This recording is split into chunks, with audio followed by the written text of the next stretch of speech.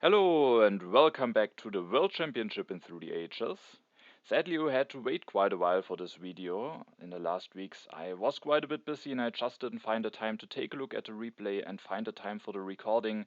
So quite a bit of time has passed, and by now actually the next game at the next stage of the tournament has already started and the first games have already finished. And with that, I made a decision that we now will take immediately a look at a game from the new stage of the tournament, and we will just briefly take a look at how the stage before that you see represented in the standings here has ended, because my memories of the games from the new stage are just a lot fresher, and also sadly in the next weeks I won't have a lot of free time, and if we now would have taken a look at a game of the stage you've seen the standings, then I just wouldn't have been able to catch up with the new stage, and so that is the decision that I made.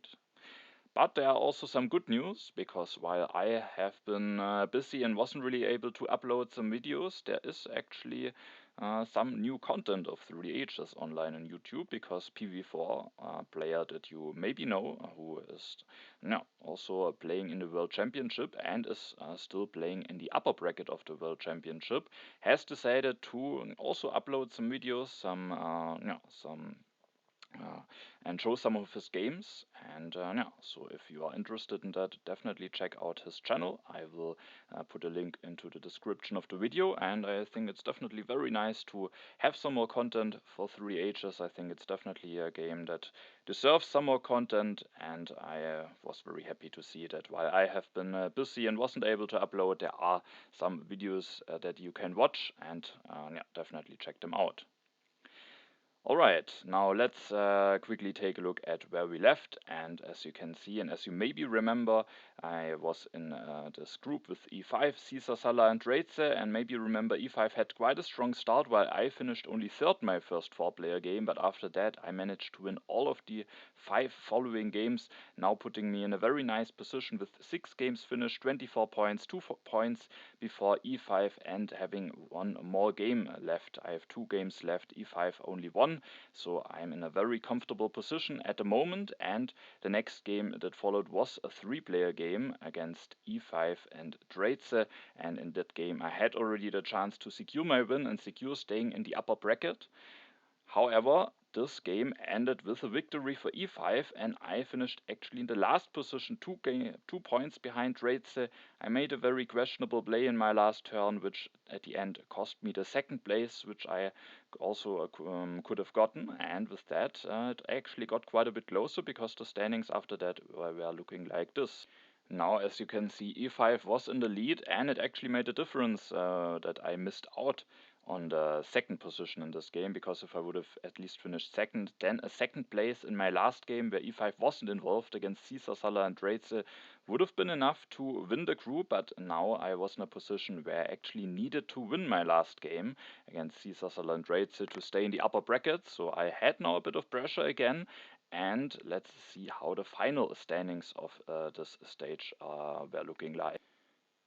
And as you can see, I actually also lost this last game against Caesar, Salah, and Reze, and in contrast to the game before, which was quite a close game, that game wasn't even that close at the end. I had a very strong economy, but I just didn't find the time at the end to catch up in culture, and so I also lost this game, which means at the end I actually wasn't able to win my group, and E5 made quite a nice comeback at the end. So I sadly only finished at the second position, but luckily, because I was still in the upper bracket in this tournament structure, you have one time the chance to not win your group, which means I will continue in the tournament, but in the lower bracket of the next stage. I won't be able to make it to the upper bracket of the next stage. E5 will go there, and so next stage that we will take a look at now, I will be playing in the lower bracket, and E5 definitely is a deserved winner of this group, has played very strong, and no, at the end, I just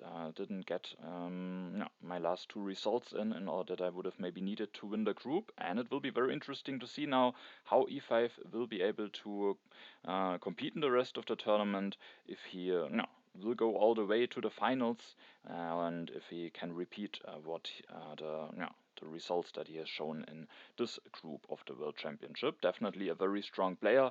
Definitely would have been nice for you to maybe see at least one more game from him where he also was able to win. But now that, as you can see, it's already a month ago, and I don't have any fresh memories of this game. And so I think for now it is the better decision to immediately start with taking a look at the new stage. But if you are interested, of course, you can take a look at the replay code of this game and see how this game played out. Alright, so congratulations to e5, he will be making it to the upper bracket of the next stage, and now that we have basically concluded this stage of the tournament, also Caesar Sala and Raids will continue in the lower bracket, by the way, because in this stage even the last place will also continue. And now that we have concluded the stage, we are going to take a look at the next stage of this tournament. And we are now already at stage 6 of the tournament, meaning only 40 players are left. So now there are really only very, very strong players left, and now it's really starting to get very excited. Some strong players definitely will be eliminated in this round. And when we can take a look at what groups are there in this stage, we can see that now there is actually only one upper bracket group left and 9 lower bracket group. So a total number of 10 groups with 4 players each, making 40 players. And so I'm sadly not playing upper, but PV4 is. And if you want to see some upper bracket games, as said, definitely check out his channel. There are some very strong opponents also from PV4 there, so a lot of strong players, and definitely it's worth it to take a look at those games. So definitely check that out. And I'm playing in the lower bracket 9, and now of course let's take a look at what opponents are waiting me there. And as you can see, I am in a group with 3 opponents, of course, and those opponents are SnailZane, Fjantarik and Dantes. And so let's briefly introduce those players, and we are starting with the top player, with SnailZane, who is actually also a tournament organizer. I think once per year there is the Snail Cup Championship going on, which is similar to the World Championship, a tournament where there is a mix of 2, 3 and 4 player games. I participated one time in this tournament, and I also was able to win at that time. Definitely was a lot of fun, but also definitely there were also a lot of games played. So at the end, sadly, I realized for myself that I have to reduce the amount of games that I'm playing, and that I want to concentrate on World Championship and International and Intermezzo Championship. So I then didn't participate any longer, but it's definitely a tournament that is a lot of fun playing in. So if you are at a state where you don't think that you are playing enough tournament games, definitely consider joining in this tournament when it starts the next time. Alright, so SnailZane is a player who is playing, I think, quite a time already, and has definitely also played already some seasons in the Master Division, I think, as well in the Intermezzo Championship as well as in the International Championship, so has been playing on quite a high level already. And in this tournament, in Stage 2, he also started with quite a strong performance, with won his group with 36 points. In Stage 3, he then won his group with 31 points, and then in stage 4 he didn't win his group. He finished at the second place with 16 points, and interestingly in that group he played together with e5, the player that finished before me in the stage before. So e5 was able to win this group, and SnailZane finished second. e5 finished this group with 33 points, so already that point showing some very strong results. With that, SnailZane went to the lower bracket of the tournament, where he finished at the first place in the stage before with 26 points, and with that is now in the current stage again at the lower bracket. Then we have Fjantarik, who is, I think, playing at the moment in gold level in Intermezzo and International Championship. And his journey, interestingly, started in stage 2, and his opponent in stage 2 was actually Dantes. So those two opponents actually already faced each other in this World Championship, and it was very, very close then between them. Fjantarik finished with 28 points, Dantes with 29, so Fjantarik very, very shortly missed out on winning the group, and with that went to the lower bracket very early. But then in the next stage, when he played the first time the lower bracket, he finished very convincingly with 36 points. After that, it got a bit closer. In stage 4, he finished with 23 points, winning the group with a 1-point lead. And again, in stage 5, he finished with 21 points, and again with a 1-point lead. So that was very close, but he managed to win his group all the time, and with that also made it to the lower bracket of this stage. And then the last opponent is Dantes, who is yeah, maybe an interesting opponent because I didn't do a very big research, but I didn't find him in the International Intermezzo Championship. And also interestingly, he had to play in stage 1 of this tournament, meaning that he wasn't one of the seeded players, and there were a lot of seeded players. So it seems that before this World Championship, maybe he didn't participate in a lot of tournaments and had to play actually in stage 1, managed to win his stage with 32 points. Then in stage 2, as said, he played against Fjantarik, managed to win his group with 29 points. Then in stage 3, he finished only third in his group, but it was actually quite a strong group, considering that it only was stage 3. His opponents were Himmelstosh, last year's second place of the World Championship. Then she said 95, who has a very, very strong clicker rating, I think something like top 30 at least. And then also against MWE, who no, who also is showing some strong results. So that was a very strong group, and he finished at the third place. But thanks to the tournament system, of course, he then was able to continue in the lower bracket of the next stage.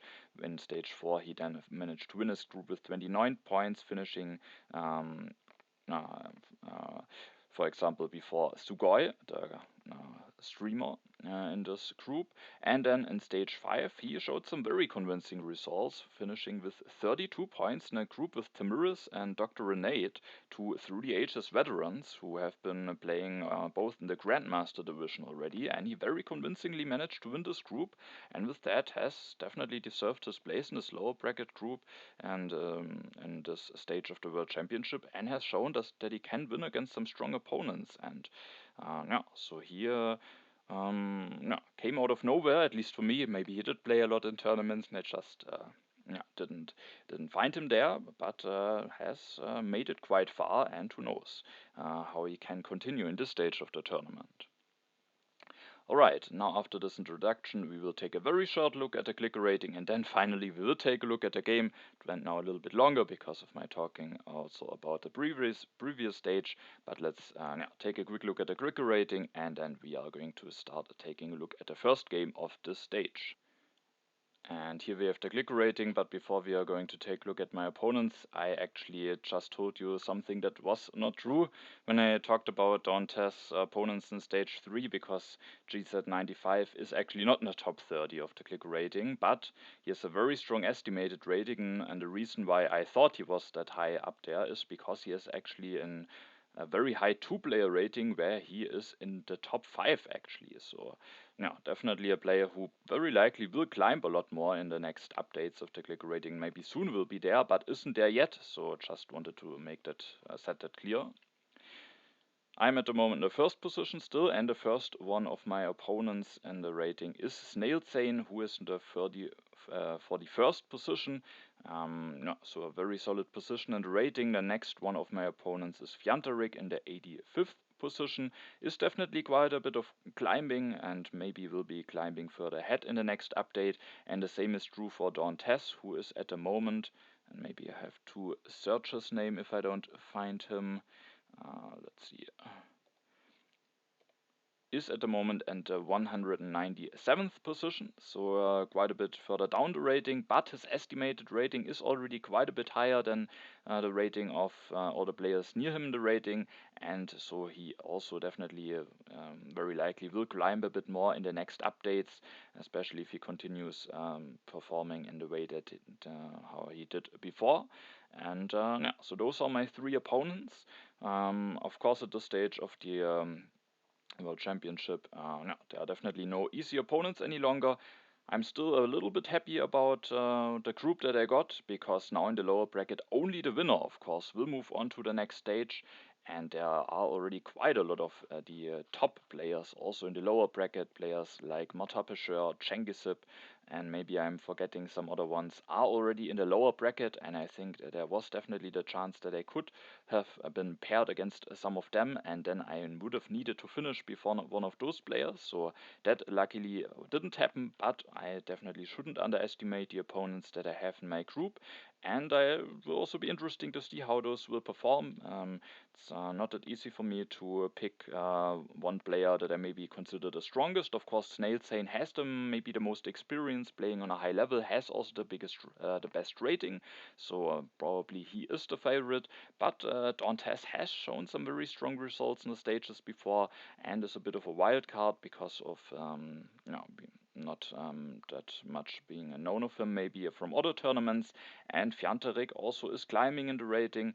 Maybe will also climb in the International Intermezzo Championship in the next season. So, will be interesting to see which of those opponents will maybe turn out to be the strongest. And now, finally, without further ado, we are going to take a look at the first game of this stage, and it will be a 4-player game, so all of the opponents will be involved.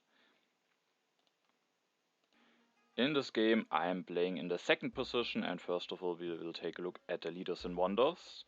And there are definitely some lab leaders in H3 with Steve Jobs, Bill Gates, Sid Meier, and Marie Curie. There's also the Internet and the Manhattan Project, but no spaceflight. There's also Chaplin and the Hollywood, there is Mandela, and there's also Pierre, which is of course important. In H2 we have some strong wonders. There's the Ocean Liner Service, the Harvard College, there's also the Suez Canal, but no James Cook. We have some culture leaders with Anthony Gaudi and Darwin. We have Nobel as a very solid leader. Maria Theresa is there together with the Ocean Liner Service. 2 military action leaders with Napoleon and Catherine. Then in H1 we have no military action leader. There is Columbus, who could synergize nicely with the Suez Canal. We have Gutenberg and Leonardo for some printing press and lab synergy. We have Nostradamus to help with the strength. Saladin is a very strong leader. Barbarossa can potentially be strong. And there's Michelangelo, and with wonders like Universitas, Machu Picchu, and also strong H2 wonders, he definitely also can have quite some potential. And then we have the 2 science wonders with Universitas and Silk Road. There's the Forbidden City, but no St. Peter's Basilica. Machu Picchu is set is there, and the Meiji Castle. SnailZane starts the game in the first position, and he just takes the pyramids. That seems like a good decision, but I also was happy with what I was able to get, because I will just go for Boudica and the urban growth, and I was really happy with that start, because Boudica is a leader that I like quite a lot, and also I think especially in 4-player games she can be very strong. I can take her together with a yellow card. I don't have a wonder yet, but there is definitely the chance that maybe some interesting wonders could come out of the deck. The Rome Roads is very solid, I think, in 4-player games, and the Colossus, especially in a game with is the Suez Canal, is just also quite a solid wonder. And if I should miss out on an HA wonder, maybe it's not too bad. There's Universitas, there's Silk Road, and I have some additional signs from Boudica, and with that I also wouldn't be too bad to miss out on an HA wonder. And with that, I didn't want to commit to the Hanging Gardens just to have a wonder for certain, so that was a very clear pick for me. Fjantarik then goes for the Engineering Genius, and he will go for the Hanging Gardens. For him it makes more sense, because that allows him to have the Engineering Genius, but is also already having a wonder, not falling behind in civil actions that much. Then Dantes goes for an interesting decision, probably one that I wouldn't have done, but in the early game, it's not that much about right or wrong. Of course, definitely things can be done wrong in the early game, but I think it also just depends a lot of the playstyle at the early game. For example, a player like Cengiz, who really likes to play military heavy, will at the early game often do some picks differently than me. But if he does those picks differently, he then also plays according to the picks that he has done, and maybe goes into a different direction. So I think in the early game, often when maybe some players will do some different decisions. It's not that one player is right and the other wrong. Maybe it's just also a bit about play style, about having what experience those players had with those leaders, and what position they really like to transform into. And yeah, but I think Confucius, even though in last position, he of course can be dangerous, probably would be my pick, or if not, also Ashoka, I think would be very interesting last position. But Alex and the yellow token can be very solid, can maybe annoy me a little bit potentially with having Boudica, and there are also some early replacement leaders like Saladin and Nostradamus, so that definitely can work out quite well potentially. Then H1 starts, SnailZane has now the chance to take a leader, and he will now get Confucius. I think that is now a very strong combination for him. having probably the best HA wonder and also definitely one of the best HA leaders combined. Definitely a very strong start for him. And also maybe another small reason for Dantes to just take Confucius for himself. I am also not unhappy about my start. I have Boudica, I have the Erm growth in hand, and now I will go for the Rome roads. And as you can see, I actually will go for building my third mine first, even though I could have gone for the lab first, but it was actually quite a close decision. I think generally I really like to have a lot of science in the early game, so starting with the lab first could have been quite nice.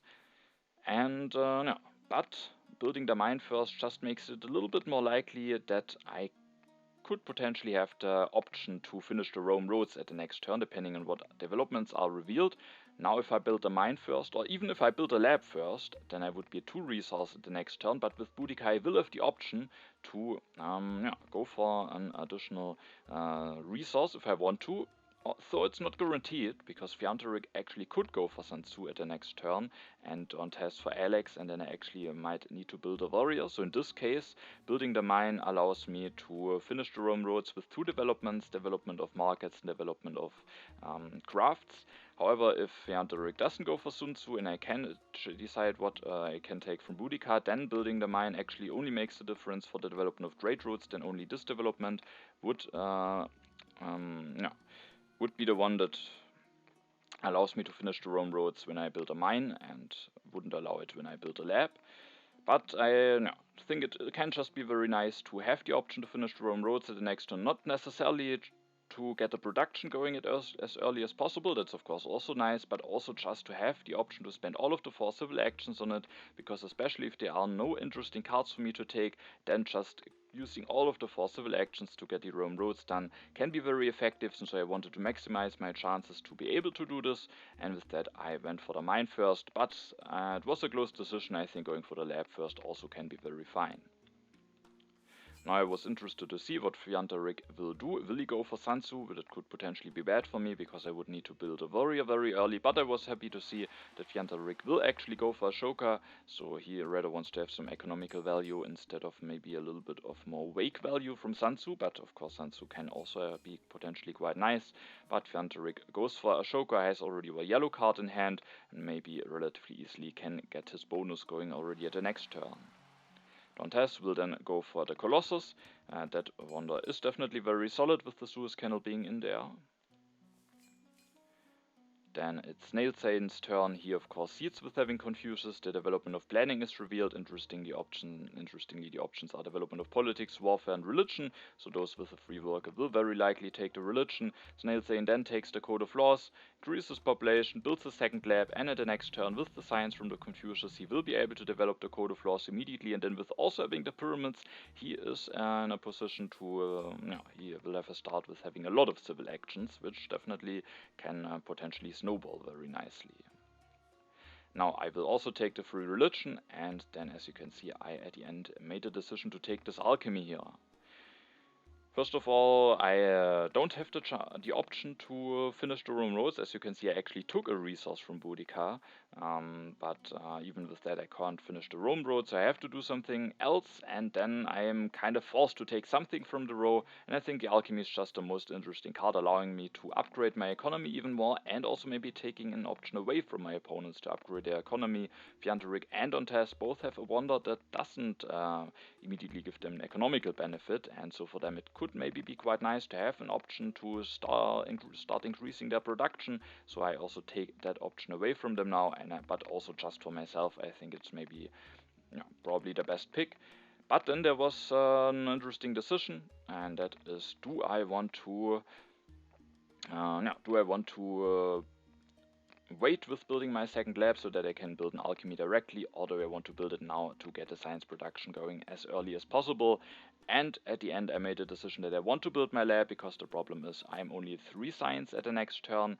I could of course have taken the science with Boudica now, then I would be able to build the alchemy directly at the next turn, guaranteed, because I have the necessary science, but Then the problem is, what do I do with my last civil action? If I don't build a second lab, I would need basically to take a yellow card, because if I don't take the resource from Boudica, then if I build a step of the Rome roads, I would not be able to then build an alchemy directly at the next turn. And now I could do it, but then I don't have guaranteed enough science available. There's always the chance that maybe if Fjantarik, for example, will take the development of warfare instead of religion because he has the Hanging Gardens, and Dantes will keep Alex, and I out of the sudden have to take the military resource from Boudica. And so with it not being guaranteed, or with it being a bit awkward with me having to take yellow card to build this alchemy directly, I instead just made a decision to get the science production going as quickly as possible. And it also leaves me a bit more flexible, because if I delay the lab now, then I kinda have to build the alchemy at the next turn, otherwise I maybe just delay my science production for too long. But now I have the science production going, and with having 5 resources lying around, I can also just finish the Rome roads at the next turn. But alternatively, I can also go for the alchemy, maybe depending on if there are some interesting cards to take. If there's a copy of knights for my phalanx tactic, I can just go for one alchemy upgrade, maybe take the copy of knights. If there's nothing interesting, I can invest all of my 5 civil actions into finishing the Rome roads. So yeah, I think the flexibility is quite nice, and also having the science production going earlier is also quite nice. The reason why I took the resource from Boudica is just so that I have enough resource now to finish the Rome roads guaranteed at the next turn, even when I only can get her military resources. And so that was my decision for this turn. I will draw a colonization card in the new deposits, and Fjantarik will do an interesting decision, or 2 interesting decisions, because he will take the knights for 3 civil actions, very likely having already drawn a tactic for that, then builds the second lab, but maybe the even more interesting decision, because it's of course expensive, but maybe he didn't have the most interesting alternatives.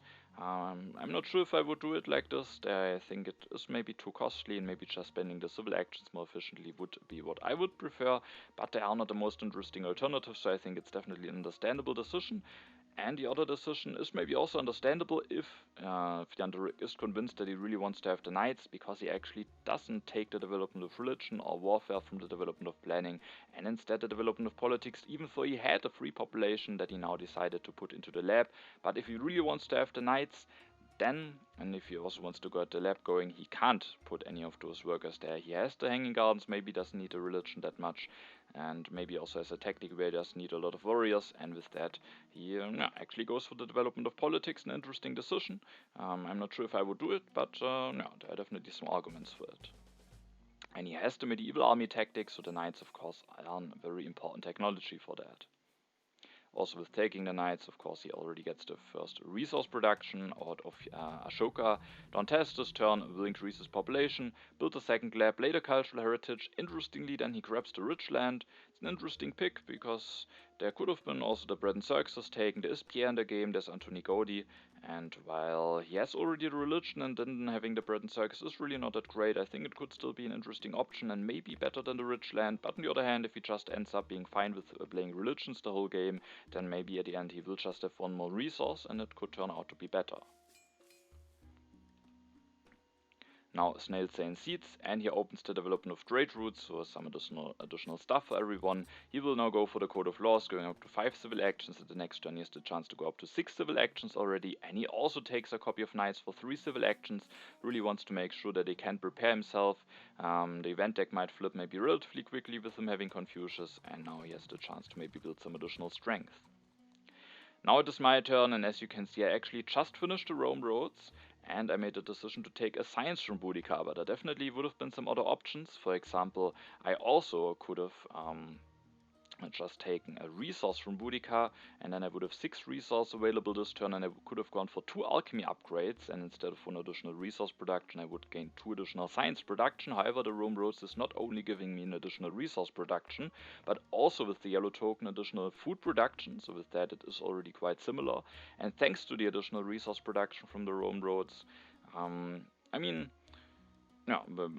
thanks to the additional resource production from the Rome roads, I maybe can also just finish the Rome roads now and go for the alchemy the next turn. I mean, it could have also maybe gone for 2 alchemy upgrades this turn, take the resource from Boudica this and the next turn. I think then maybe it also would have been possible, but actually not. I think to go for the alchemies and then guaranteed be able to finish the Rome roads. So No, I think both options could be fine, because if I go for 2 alchemy upgrades, I also spend 3 of my civil actions, and then with the last civil action I could maybe just take a rich land, which could be a nice card to have anyway. But at the end I just thought it could be nice to get all of those civil actions out of the way for the Rome roads, maybe also have the chance to grab a wonder if I would like to, and then at the next turn I can maybe start with going for 1 or even 2 alchemy upgrades. Then I draw the call to arms, so I have the chance to push an event if I want to. Fjantarik will not push an event, increases population 2 times, takes the bread and circus, has now the full Ashoka bonus activated, and then builds 1 stage of the Hanging Gardens. Dantes seeds, and the event revealed is the development of science, and he will now go for the iron, and his rich land is actually doing immediately something, allowing him to save 1 resource, and if there are no developments revealed that give additional resources, this 1 resource will actually make the difference between being able to either go for 2 iron upgrades at the next turn, or to maybe finish the Colossus in case the event deck is already about to flip. So, no, it's definitely taking the rich land now definitely has done something already. SnailZane seeds in the development of civil life is revealed. He will use it to develop the knights, finishes the pyramids, is now at 6 civil actions, and he will go for the Universitas and the irrigation. Interestingly, could have also maybe gone for something like rich land or cultural heritage, but maybe it might also be fine to have the irrigation. And with the Universitas, if he finishes that at some point, it's quite a bit expensive for him, but if he finishes it, then yeah, he has 2 very strong wonders, a lot of civil actions, and it definitely could have quite a bit of potential.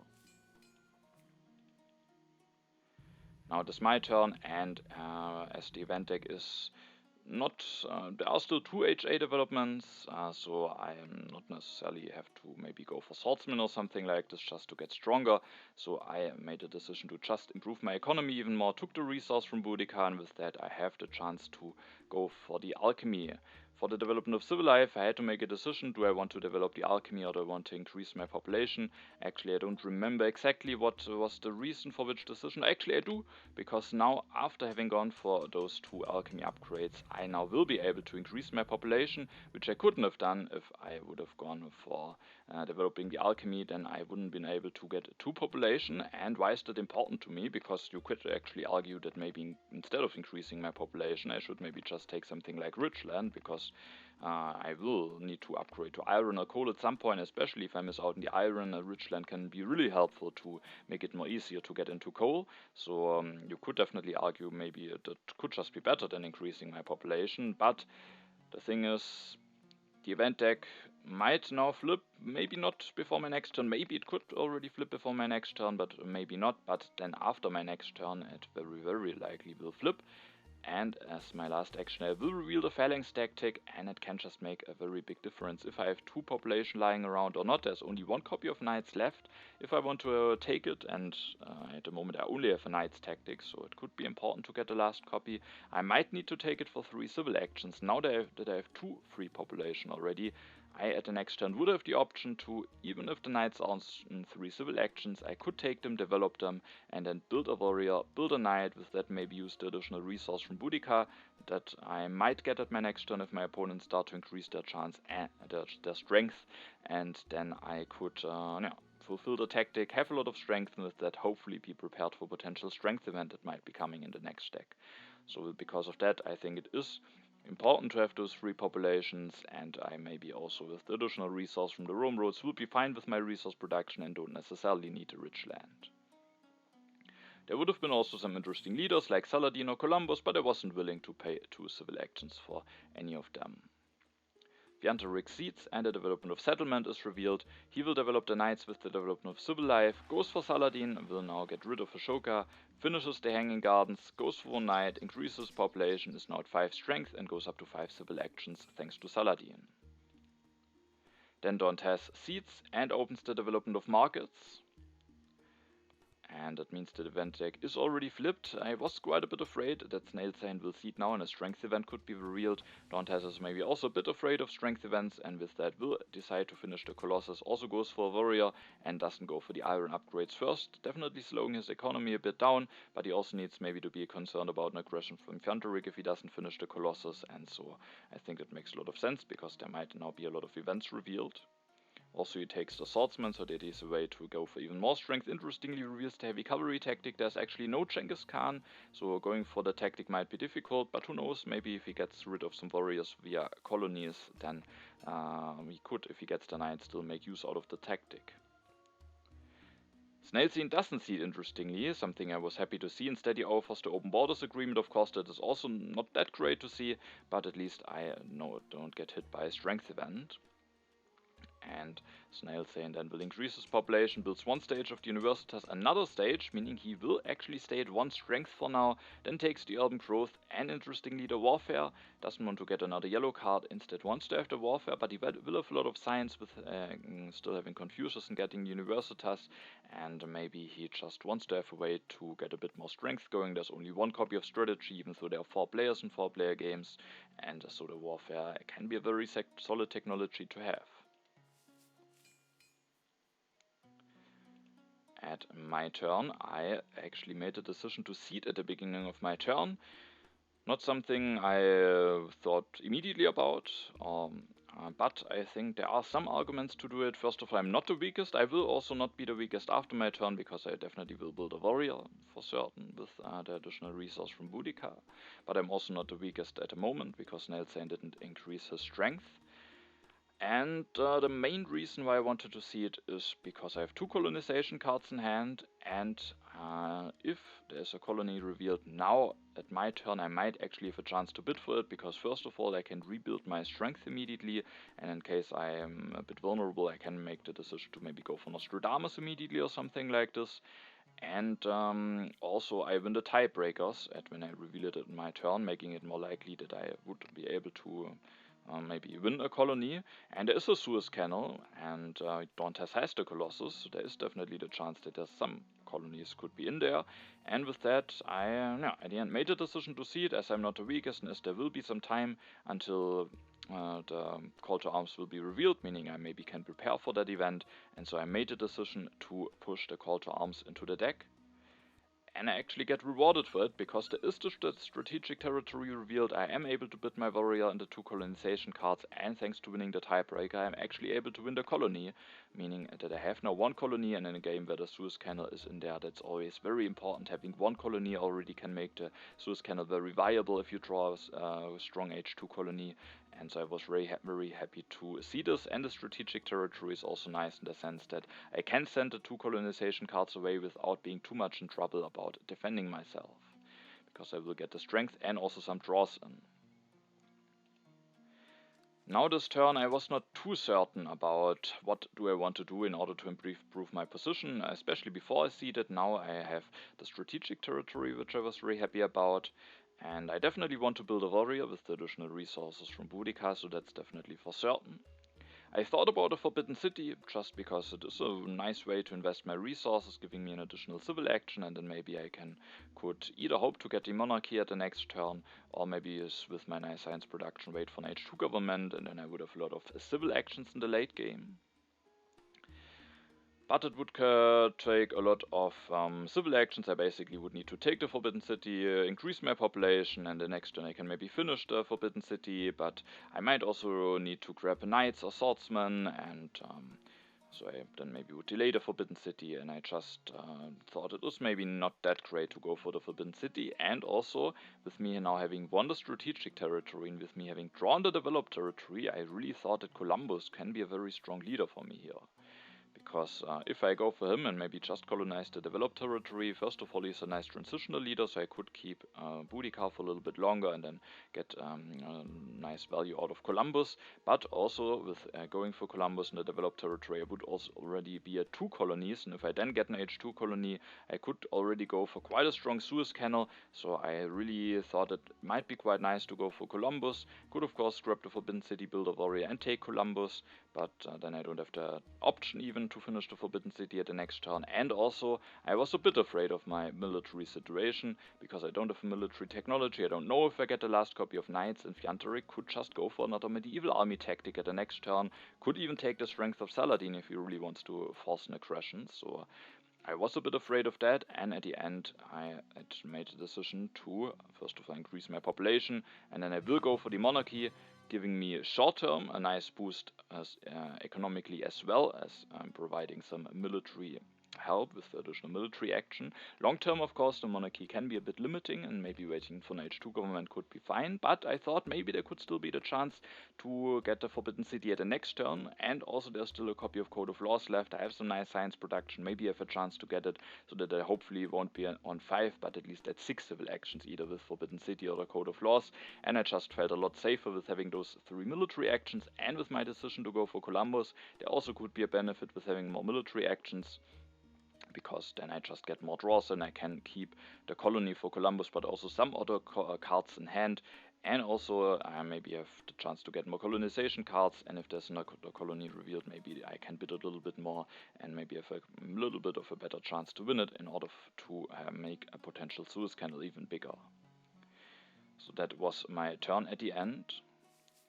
I will draw 2 cards, Naval Trade Agreement and a Legion Tactic. The Legion Tactic is I was quite happy to see it, because it just provides some other options for me, in case when I miss out on the Knights. Fjantarik Seeds and the Pestilence is revealed.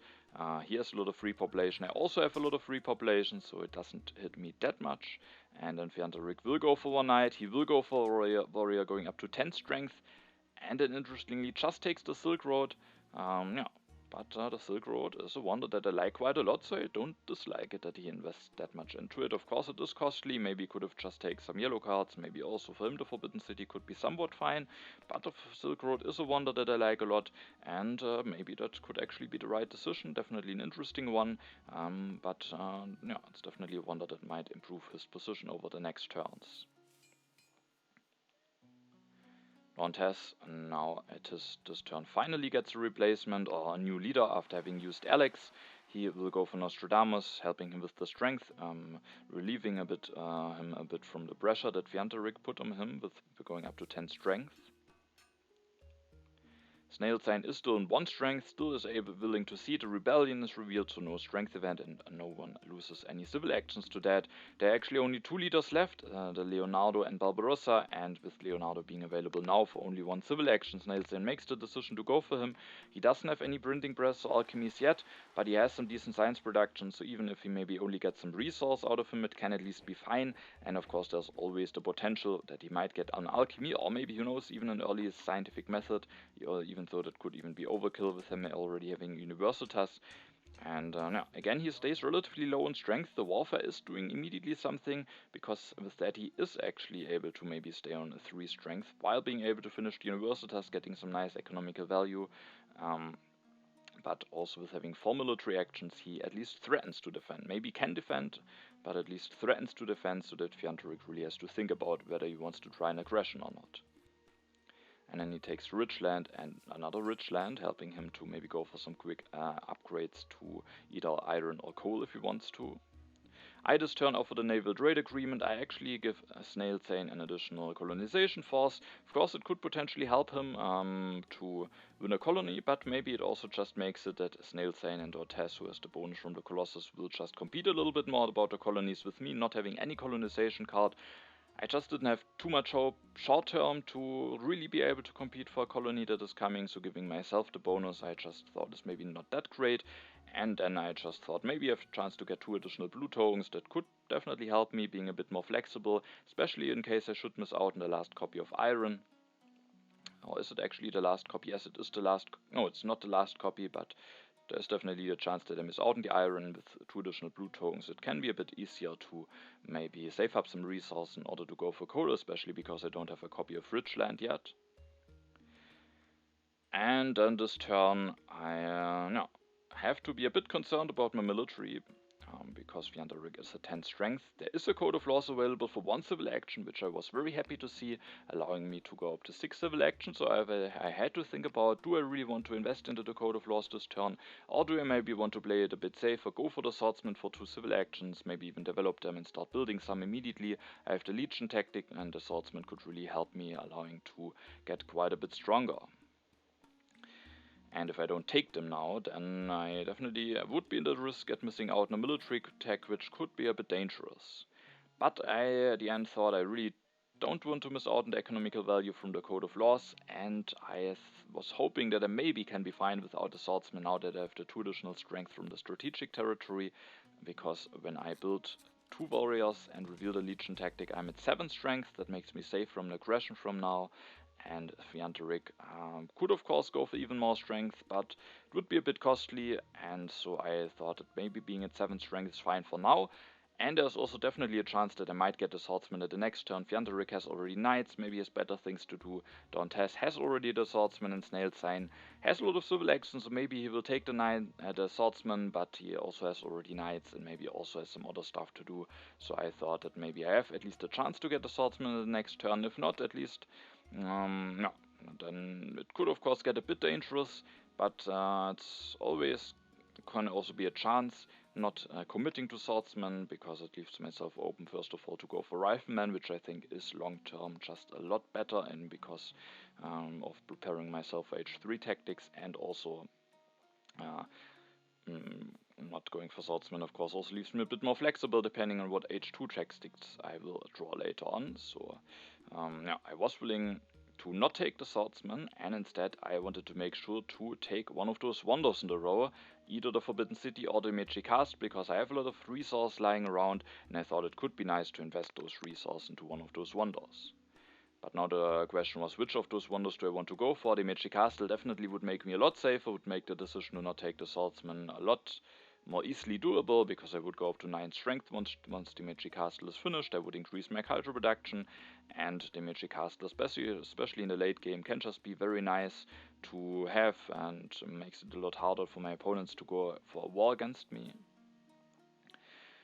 But it's also a wonder that doesn't really improve my economy. And yeah, that's something that I also think is very important in 4-player games. The culture production is not that important maybe in 4-player games, even though it can also be nice to not fall behind in culture too much. But at the end, I made a decision that I rather want to have the Forbidden City. 6 civil actions are maybe fine for now, but especially the longer the games goes, I think the more 6 civil actions can also be limiting, especially when we will enter H3. But also before that, of course, the more civil actions, the better. And I thought being in 7 civil actions sets myself up. I can maybe even stay on monarchy for the rest of the game. But of course, if I go for an H3, a government form, it can still be nice. And I would have a lot of civil actions. And I just think having a lot of civil actions is very strong in 3 and 4 player games, or basically at every player count probably. But especially in the late game, I think 3 and 4 player games can be very important to have a booming economy, and having a lot of civil actions makes achieving that a lot easier. And with that, I at the end went for the Forbidden City instead of the Magic Castle. And I just built 2 stages. I could have built 1 stage and taken the Patriotism, but I thought I rather want to maybe have more civil actions at the next turn, but taking the Patriotism definitely also could have been fine. Maybe also taking the warfare could have been fine. Fjantarik seeds and uncertain borders are revealed. I am not able to win it, but I also don't lose the yellow token. Fjantarik will gain an additional one. It will be quite nice for him. He goes for the iron, goes for an upgrade, and then takes the Patriotism, a card that is quite nice for him with having the Silk Road. And also with only being in 2 military actions, Don't has seeds, and the fighting band is revealed, giving all players an additional science. He will build 1 warrior, increases his population, goes for 2 upgrades to his iron, has completed his upgrades now, and then goes for the monarchy. SnailZane seeds, and a wealthy territory is revealed, but with now having no colonization cards, I can't really compete for that, and SnailZane is able to win it now, maybe with the help of my pact, but no, that's not too bad. At least he has to send 2 colonization cards away, and no, but the additional resources are definitely helpful for him, with him still being on bronze mine, with him having done a very big investment with the Universitas. And now that he has those resources, maybe he can also a lot more easily afford going for this alchemy, increasing his science production even more. But of course he also has to be careful about his military.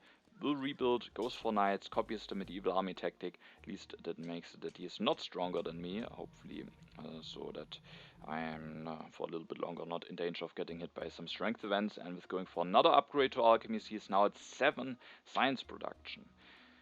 And I think his position has definitely a lot of potential right now. He is heavily investing into science production, but I think that is something that definitely can pay off, because no, he has already a lot of civil actions, he has the warfare, And if he now, with the additional science, he can definitely easily afford an H2 government forms soon, and also going for coal without too big problems. And then with having an H2 government form, he will be at a lot of civil and military actions. And then with coal production, in addition to that, his position could definitely transform into a very strong position. And so I was a little bit worried. But for now, of course, he still has some weaknesses with his resource production, but he also has the two rich lands. At least he is the weakest for now, and could get a little bit into trouble with that. So that is maybe the weakest thing about the civilization at the moment. And that he is maybe a bit low in population, especially after having won this colony. This turn, of course, I will elect Columbus, because next turn Boudica will be gone. So I go for Columbus, and then I also will just finish the Forbidden City. Potentially I could have gone for iron and some upgrades, but I don't think that's necessary. It's very late. Of course, now the iron might be taken away by SnailZane, but then I can just wait for one of the 2 copies of coal. I think that would be perfectly fine, and I'm not willing to pay that many civil actions for the iron. Instead, I will just finish the Forbidden City, going up to 7 civil actions. I will then increase my population, because I don't have knowledge about rats, and so I thought it could be nice to do that. I actually took a food from Boudica in order to be able to spend a civil action and to make sure that I can get another population out before the end of the age. And then I have 4 civil actions left, and I will use those civil actions first of all to take the engineering genius, because that could just make it a lot more easy for me to go for an H2 wonder. There are a lot of strong wonders, and especially if I don't get the iron, then the engineering genius can make a big difference on whether I can actually afford going for one of those wonders or not. So that was a card that I really wanted to have, especially with the Suez Canal being quite a strong wonder for me, potentially with getting now an additional colony with Columbus. And then with 2 civil actions left, I made the decision to now go for the swordsman. Waiting for them has paid off at the end. Now I can take them for only 1 civil action. And then with my last civil action, I went for the drama. Actually, I definitely thought about the urban growth, but if I don't go for the drama, then I was really thinking about where do I actually use the urban growth, because I have already fully upgraded to alchemy, and with having the Forbidden City I don't really need any heavy phase solution. And so I thought maybe I then at the end won't use the urban growth at all. I thought about taking maybe drama and the urban growth. That could be nice. Then I can maybe build 1 cheap drama at some point, especially if I get maybe a leader like Anthony Gaudi. That could be nice. There's sadly no Bach. But then that would come either at the expense of taking swordsmen, and now that I have the chance to take them for only 1 civil action, wanted to take them, or at increasing my population, which could get punished if the rats are revealed. So I wasn't willing to take both of those cards, and then I thought the urban growth is not doing that much, and instead I rather went for the drama. The printing press is actually also a card that could be considered, because the main reason to take the drama, or there are maybe 2 main reasons. First of all, it is just a very cheap way to get a little bit of culture production going. So if I have some free science and civil actions at the end of H2, I can just develop it, and maybe it gives me some more options in H3. But the main reason was there is Anthony Gaudi, and with using Columbus, it could be nice to get a new leader going quickly, and if I have Anthony Gaudi, it could be nice to have the dramas in hand. Or if I go for Anthony Gaudi, then it could also be nice to maybe have the printing press in hand. I have the additional ignored unhappy workers from the Forbidden City, and with that I can maybe afford also building a printing press. So it definitely could have been an option to go for the printing press. I think it's probably a close decision. The economical value that I get from the additional science production could be quite nice, but long term it could also be nice that the building that I built provides a happy face, even though I have the Forbidden City. So yeah, but I think both of those cards could potentially be taken here. I draw some cards: the Fighting Man, Tactic Knowledge of the Ancients, and the Crusades. Fjantarik Seeds and the Scientific Breakthrough is revealed, and now SnailZane has even an additional 7 signs from this event. So he has really the potential to really get a strong economy going during H2 if he manages to get the government form and the coal going quickly. I at least gained 4 additional signs out of that event, so that's also not bad. Sadly, it's just revealed before the Rome roads will switch to science production, but still, it is quite nice, I think, getting the 4 additional signs. Fjantarik will build 1 stage of the Silk Road, will also go for 1 iron upgrade, and then he can use the frugality with the Silk Road bonus, gets 2 additional population going. Thanks to the additional yellow token from the Uncertain Borders, he potentially could even put both of them into more units, so he has definitely a nice population situation. Dantes at the end of age or at the beginning of age 2 will draw some cards with the Colossus, and with that is able to offer a very early scientific cooperation pack to Fjantarik. Both of them have some science saved up, both of them have 2 production at the moment. Fjantarik will be able to go the Silk Road going, and so both of them see the potential that a pack could give them over the rest of the game. And yeah, I wasn't happy to see it, because this pack can be giving them a lot of value if they keep it, and it's very early, so definitely a pack that has quite a bit of potential for them. With that, Dantes can develop the Monarchy for only 6 science, and then he will go for the Machu Picchu and develops the Irrigation also with using the Pact, so that he already gets 2 activations out of the Pact. And yeah, he has Irrigation in Iron, so the Machu Picchu also with having the Masonry is quite nice. He doesn't have the most civil actions at the moment and not the most science, but he has enough to maybe go for Scientific Method at some point. He can maybe get Justice System or something going, so it can be fine. And I think it is definitely a strong option here, but also it can potentially always be problematic to spend those resources efficiently, but I think he is in a position where that definitely could be doable. He then copies the Legion tactic, going up to 7+3 strength with Nostradamus. SnailZane Seeds, the call to arms is revealed. I at the end will lose 1 civil actions, but I also have quite a bunch of them, and the card that I've drawn is actually a colonization card, so at the end I think the call to arms in this situation was actually fine for me. SnailZane has to fix his uprising issues, and because of that will go for the Theology, but it's also a very cheap technology to get a resource out of him, out of Leonardo, and then he will also go for 1 Irrigation upgrade, meaning that he will actually skip the Iron. Rather wants to wait for the coal. I think that could be the correct decision. Having the coal production going is on long term just quite a bit stronger. On the other hand, having the Iron, at least as an option in hand, could also be nice, but he makes the decision to rather wait for the coal, and I think that can work out quite well for him. However, I made the decision to not wait for the coal, first of all, and then of course with both me and SnailZane waiting for coal. The coal is a lot more contested, and SnailZane is playing just in front of me, so the chance that he gets the first coal I think is quite a bit higher, and also at least I can get my resource production going immediately, and it could be nice because there are, as said, some strong H2 wonders, and for that it can be nice to have already some increased resource production going, and so I was happily willing to go for the Iron. I can go for 2 upgrades, after that I have 2 civil actions left, and I can then just take the breakthrough, and as you can see, the last civil action that I could have used if I wouldn't have gotten hit by the call to arms couldn't have been used that nicely. Maybe I could have taken the Knights, maybe the Frugality, maybe the Bread and Circuses because there's Pierre in the game, but I think having the colonization cards is a very nice compensation for that. Then I draw 3 cards, of course. With having Columbus, I was really hoping that maybe I could hit a jackpot, get something like Inhabited Territory 2 or Autonomous Territory, but not so far. But I still was happy about my draw, because I have the Fortifications tactic, and with not having committed to Swordsman yet, which could have been an option also maybe as 1 civil action to maybe get a bit stronger, but I'm not the weakest for now. And now we can see that it has some advantages to, if possible, maybe not commit to something like Swordsman, because now I have the Fortifications tactic, and if I should get cannons, maybe I can just start building cannons directly and then have a tactic with only needing 1 technology, which is very strong.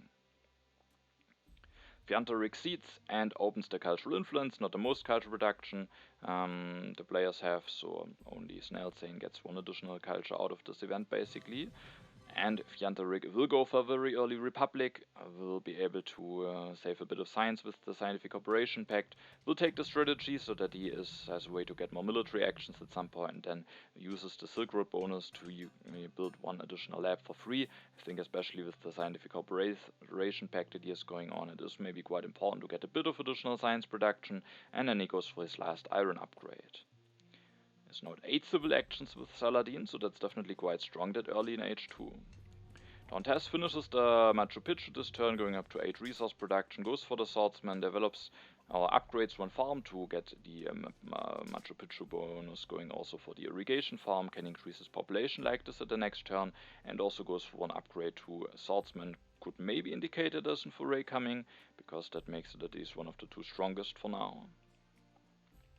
SnailZane seeds, even though he's the weakest, and there is a Confucius event revealed, giving everyone some additional science, and there's a second copy of Republic, and I wasn't too happy to see this, because both Fjantarik and SnailZane gain an early Republic, and it will give both of them quite a big boost, and I was a bit worried about that, because now they have even more civil actions than me, and especially SnailZane can easily afford the science. For Fjantarik at least he is a bit low on science now, but for SnailZane it is a very big boost, and I was afraid that his position might escalate a little bit over the next turns.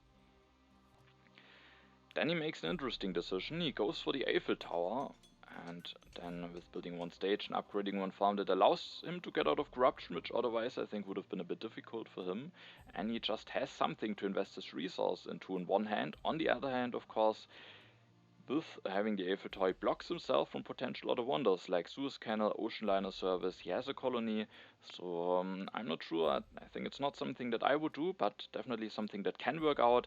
Just having some additional cultural production on top of his potentially nice economy, if he gets the coal maybe going over the next turns, can be quite nice. The happy phase might be useful because he has only an H1 happy phase solution, so there are definitely reasons for it, especially because also it allows him to somehow invest his civil actions. But it also definitely has some downsides, and I'm not sure if I would have done it.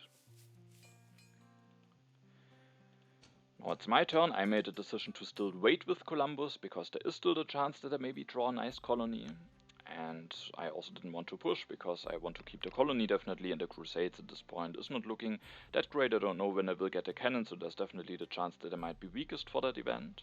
I will just go for my last iron upgrade, and then the question is how to spend all of those civil actions that I have. I have 6 civil actions still. There's no wonder available where I could maybe just sink all of those civil actions. So what do I want to do? There are definitely some cards that I want to take. For example, a breakthrough for one civil action is just a deal that I really want to take, especially with having that many free civil actions. Also, I really want to have the cavalryman. Could have maybe skipped them, because I have the fortifications tactic, but of course I don't know for certain whether I will get the cannons or not, so I think it's still nice to take the cavalryman for one civil action, especially now the second copy of cavalryman will be discarded, meaning that it won't be available for Dantes, so he will be without access to cavalry technology, so it's also a little bit of a hate draft, but definitely could also end up being useful for myself in case I miss out on the cannons. And then I have a lot of science. There's a Suez Canal, SnailZane don't has both of a colonization bonus. There might be some more colonies coming, and so I made a decision to also go for the navigation. The thing is, now my hand is full, but that is also one reason to take the navigation, because I don't want to commit to either swordsman, drama, or cavalryman, and so I don't want to develop one of those things to make space in my hand. And so out of all of the cards in the row, the navigation is maybe the easiest card that I can then make use of immediately to make a bit of space in my hand again. And so I will develop the navigation, getting a bit stronger, being prepared for potential colonies to come immediately, and now I have some hand space again, and now I have still 2 civil actions left, so a lot of civil actions that I need to find a way to use this turn.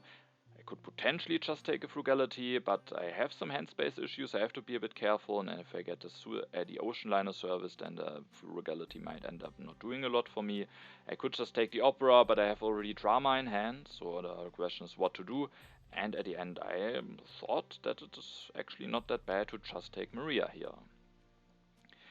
Of course, at the moment, I don't have any additional food production. I don't have the cannons yet that I want to upgrade, but I won't elect her this turn, so I don't need to get the benefits immediately, and I thought there's at least a relatively good chance that I might be able to get a solution for my population going relatively quickly, because Dantes and SnailZane have already committed to irrigation, so I'm only competing with Fjantarik over the selective breedings, and with SnailZane having taking the Eiffel Tower. I think the chances for me to get the ocean liner service, if it is available, have increased by quite a bit, because SnailZane can't take it away, Fjantarik can't take it away, and Dantes could take it away. Maybe he would do it if it is available for him, but especially if it is in the 3 civil action area, it would take his whole turn. So I thought there's definitely a decent chance that I might get the ocean liner service, which is of course a very nice combination with Maria. And I want to get a solution for my population at some point anyway. Then Maria will give me some value, and also just the additional resource that I will get from her might be some nice value. Of course, there could be other leaders who could potentially be better. Nobel, of course, could be a leader that just works without any setup and gives me some value, but the other leaders could of course be fine. Catherine, Napoleon could all be fine, but there's not a leader that I really would like to get, and then it's just also a big benefit to have Maria Theresa in hand already, because now I can use Columbus if I want to and have immediately replacement. Then getting Maria Theresa early might already also be better than getting, for example, something like Nobel or one of the other leaders later. And yeah, so I thought Maria Theresa is actually a nice pick here. So not only a pick to somehow use those two civil actions, but actually a nice pick that I maybe also would have done if I would have had some less civil actions available. I actually discard the Conquistador's tactic because it could definitely backfire, but it's also not that great of a tactic, and I really want to keep the colony and the tactic, and then I would need to discard a colonization card, but with me having now navigation and maybe hoping for it to pay off with colonies coming, then I also wanted to keep the colonization card. And yeah, I draw some interesting cards. First of all, the defensive army tactic. With having 3 warriors, it at least can be an idea to go for it instead of the fortifications, even though the fortifications could also still turn out to be better, especially if I win a colony and can maybe get rid of the warriors like that. And then I also draw the wealthy territory, and that of course is definitely an improvement over the developed territory, especially because I have a lot of science anyway, so I was happy to see that I have now a strong option to maybe make use out of Columbus. Fjantarik cedes and opens the inhabited territory. As you can see, I was willing to bid 7. I think I was not willing to be in danger of an aggression. Also, with not knowing whether I get the cannons, I at least wanted to be able, I think, to rebuild a legion tactic. So I was not willing to go all in or anything, but I was willing to bid 7. So I think 2 warriors and a colonization card, if I remember it correctly. And that is not enough. Dantes is able to win the colony, and he has a bunch of colonization cards plus the Colossus bonus, who gets it relatively cheaply for just a swordsman, so definitely a nice improvement for him. Fjantarik this turn will finish the Silk Road, increasing his science production even more. Will take the urban growth, will take the revolutionary idea, and makes use out of the pact, making sure that there's maybe not the danger that Dantes will cancel it, which could happen if maybe Fjantarik, with having revolutionary idea on all of civil actions, just not develops the bread and circuses. But now maybe the chances is higher that Dantes will keep the pact, and with the revolutionary idea for the next turns, Fjantarik maybe has also ways to use the pact quite nicely. Now it's Dantes' turn, and he is actually willing to pay 3 civil actions for Nobel, quite a heavy price. On the other hand, maybe some additional science is just what he needs with having the big Machu Picchu production, and so he's willing to pay 3 civil actions for them, is willing to miss out on the cannons, maybe making it more likely that I could potentially get a copy, even though SnailZane of course might also take the cannons. So yeah, very likely will take them away, but yeah, he is willing to miss out on them, but he is at 11 strength at the moment, so that's very fine. But especially with having no chance to get any copy of Cavalryman, it is definitely a bit of a risk that he takes here. But with taking the cannons, he would miss out on the breakthrough, so that would also be quite a big price to pay, especially with him maybe needing the science quite a bit. SnailZane Seeds gets a bit punished for it, because the Reign of Terror is revealed. He doesn't have a free population, so definitely an annoying event for him.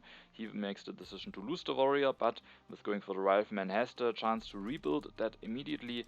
As a Rifleman, going up to 8 strength, develops the cartography, takes the cannons, is now at 9 strength, so luckily just not enough to get stronger than me, but when I don't get stronger at my turn, then actually will be stronger, so I could potentially get in trouble of getting hit by some events. And then interestingly, he takes the journalism. Could have also taken something like patriotism, with him not having any coal yet. It could have been a strong option, but no. Especially with him already investing a lot into the Eiffel Tower, I think the journalism is maybe a bit too ambitious at the end. I mean, maybe he's hoping to go for something like Anthony Gaudi, and then it could just be nice to have a copy of journalism at some point, but it seems a bit ambitious, and a patriotism, I think, could be the safer pick. Now, after having drawn the wealthy territory, I am willing here to use Columbus, and now I can elect Maria Theresa immediately. And as you can see, there is also actually a copy of Selective Breeding available for 1 civil action, so I could potentially just go for the Selective Breeding, go for 2 upgrades, and then I would be able to increase my population immediately the next turn. Yeah. But there's also another very important card available for me, and that is this copy of cannons that I was willing to take immediately. Of course, I also want to take the selective breeding, because I really, with having Maria, want to get some population going as quickly as possible. But I definitely wanted to have the cannons, because I have the fortifications tactic, I have the defensive army tactic, and with that I just really wanted to make sure that I can make use out of those tactics, especially with having Maria, when I maybe want to build some units here and there with the additional resources. So I was willing to take the cannons, but it means that I can't go for 2 upgrades to selective breeding, which is a bit sad, because 1 upgrade just isn't enough to increase my population at the next turn. But I found maybe a nice solution for that, because I will go for the selective breeding and I will actually build one directly. That makes it that I have exactly enough food at the next turn to increase my population, and then maybe use Maria's resources to put the worker into the cannons.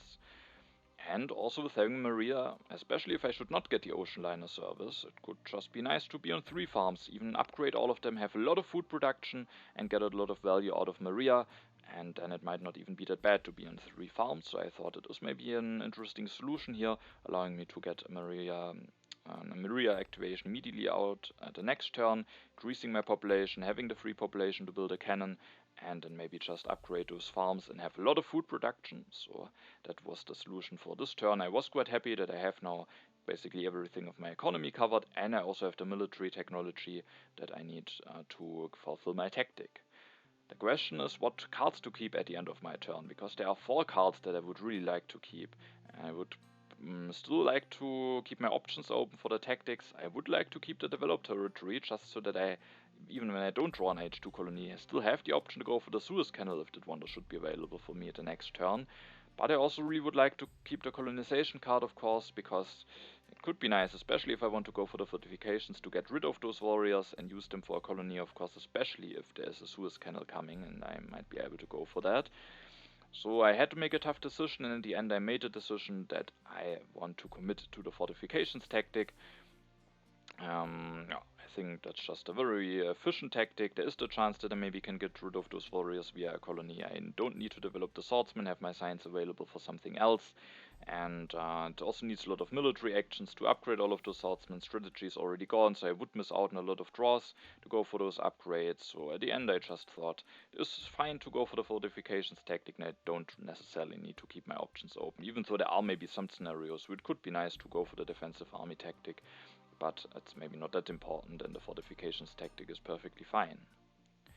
I draw the National Pride, Economic Progress, and also a war that I maybe could potentially make use of at some point.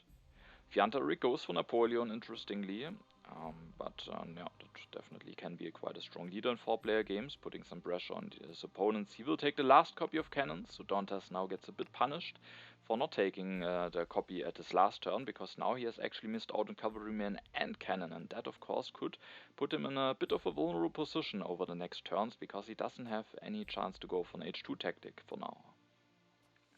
Fjantarik then plays the revolutionary idea with the Silk Road bonus, goes for developing the cannons using the Scientific Cooperation Pact, builds 1 cannon going up to 16 strength, and takes the patriotism. And here I have to be very, very careful, because Fjantarik is definitely threatening quite a bit of strength, because for the moment he's only, which is already also quite a bit, on 16 strength, but he didn't elect Napoleon yet, and he also didn't reveal a tactic yet.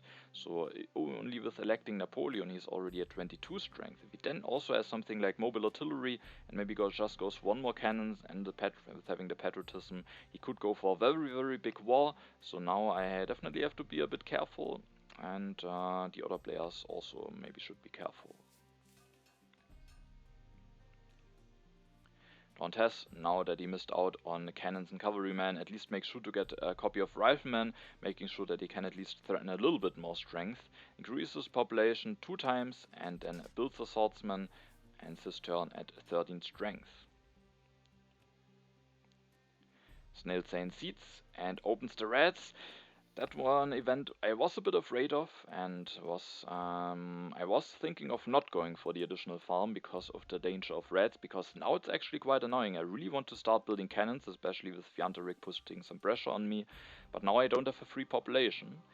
I thought that maybe the reds are not that likely to be in there because Dantes, who had Nostradamus before, went for irrigation with Machu Picchu and had some food lying around, so I was hoping that there are no reds, and if there are reds, that there are maybe not those are not revealed before my next turn, but sadly there are reds and those are revealed, and now it's a bit annoying, but I can just delete one of those farms, which is fine, especially because at my next turn I might have the chance to get the ocean liner service if I want to, and then it could maybe be fine to just delete one of those farms again and be on 2 farms again. Of course, definitely not ideal and not very efficient, but still not a complete disaster.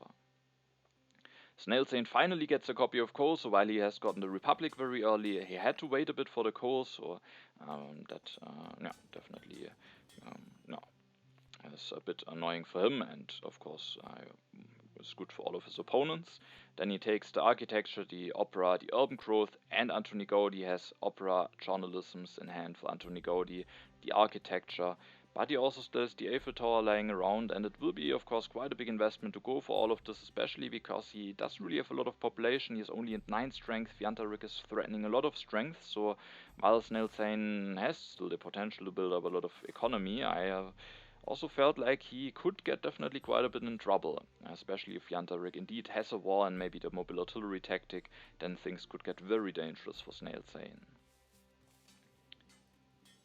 But at least he has the cannons and can maybe threaten to also go for some tactics.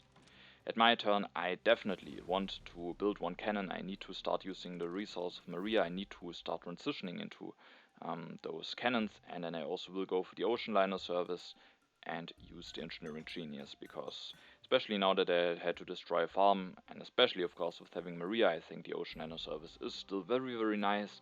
Having additional population is just so makes it so much more pleasant to play. And especially with Maria, of course, the ocean liner service will give me a lot of value, allows me to invest my resources very nicely, and so that was a relatively clear turn for me.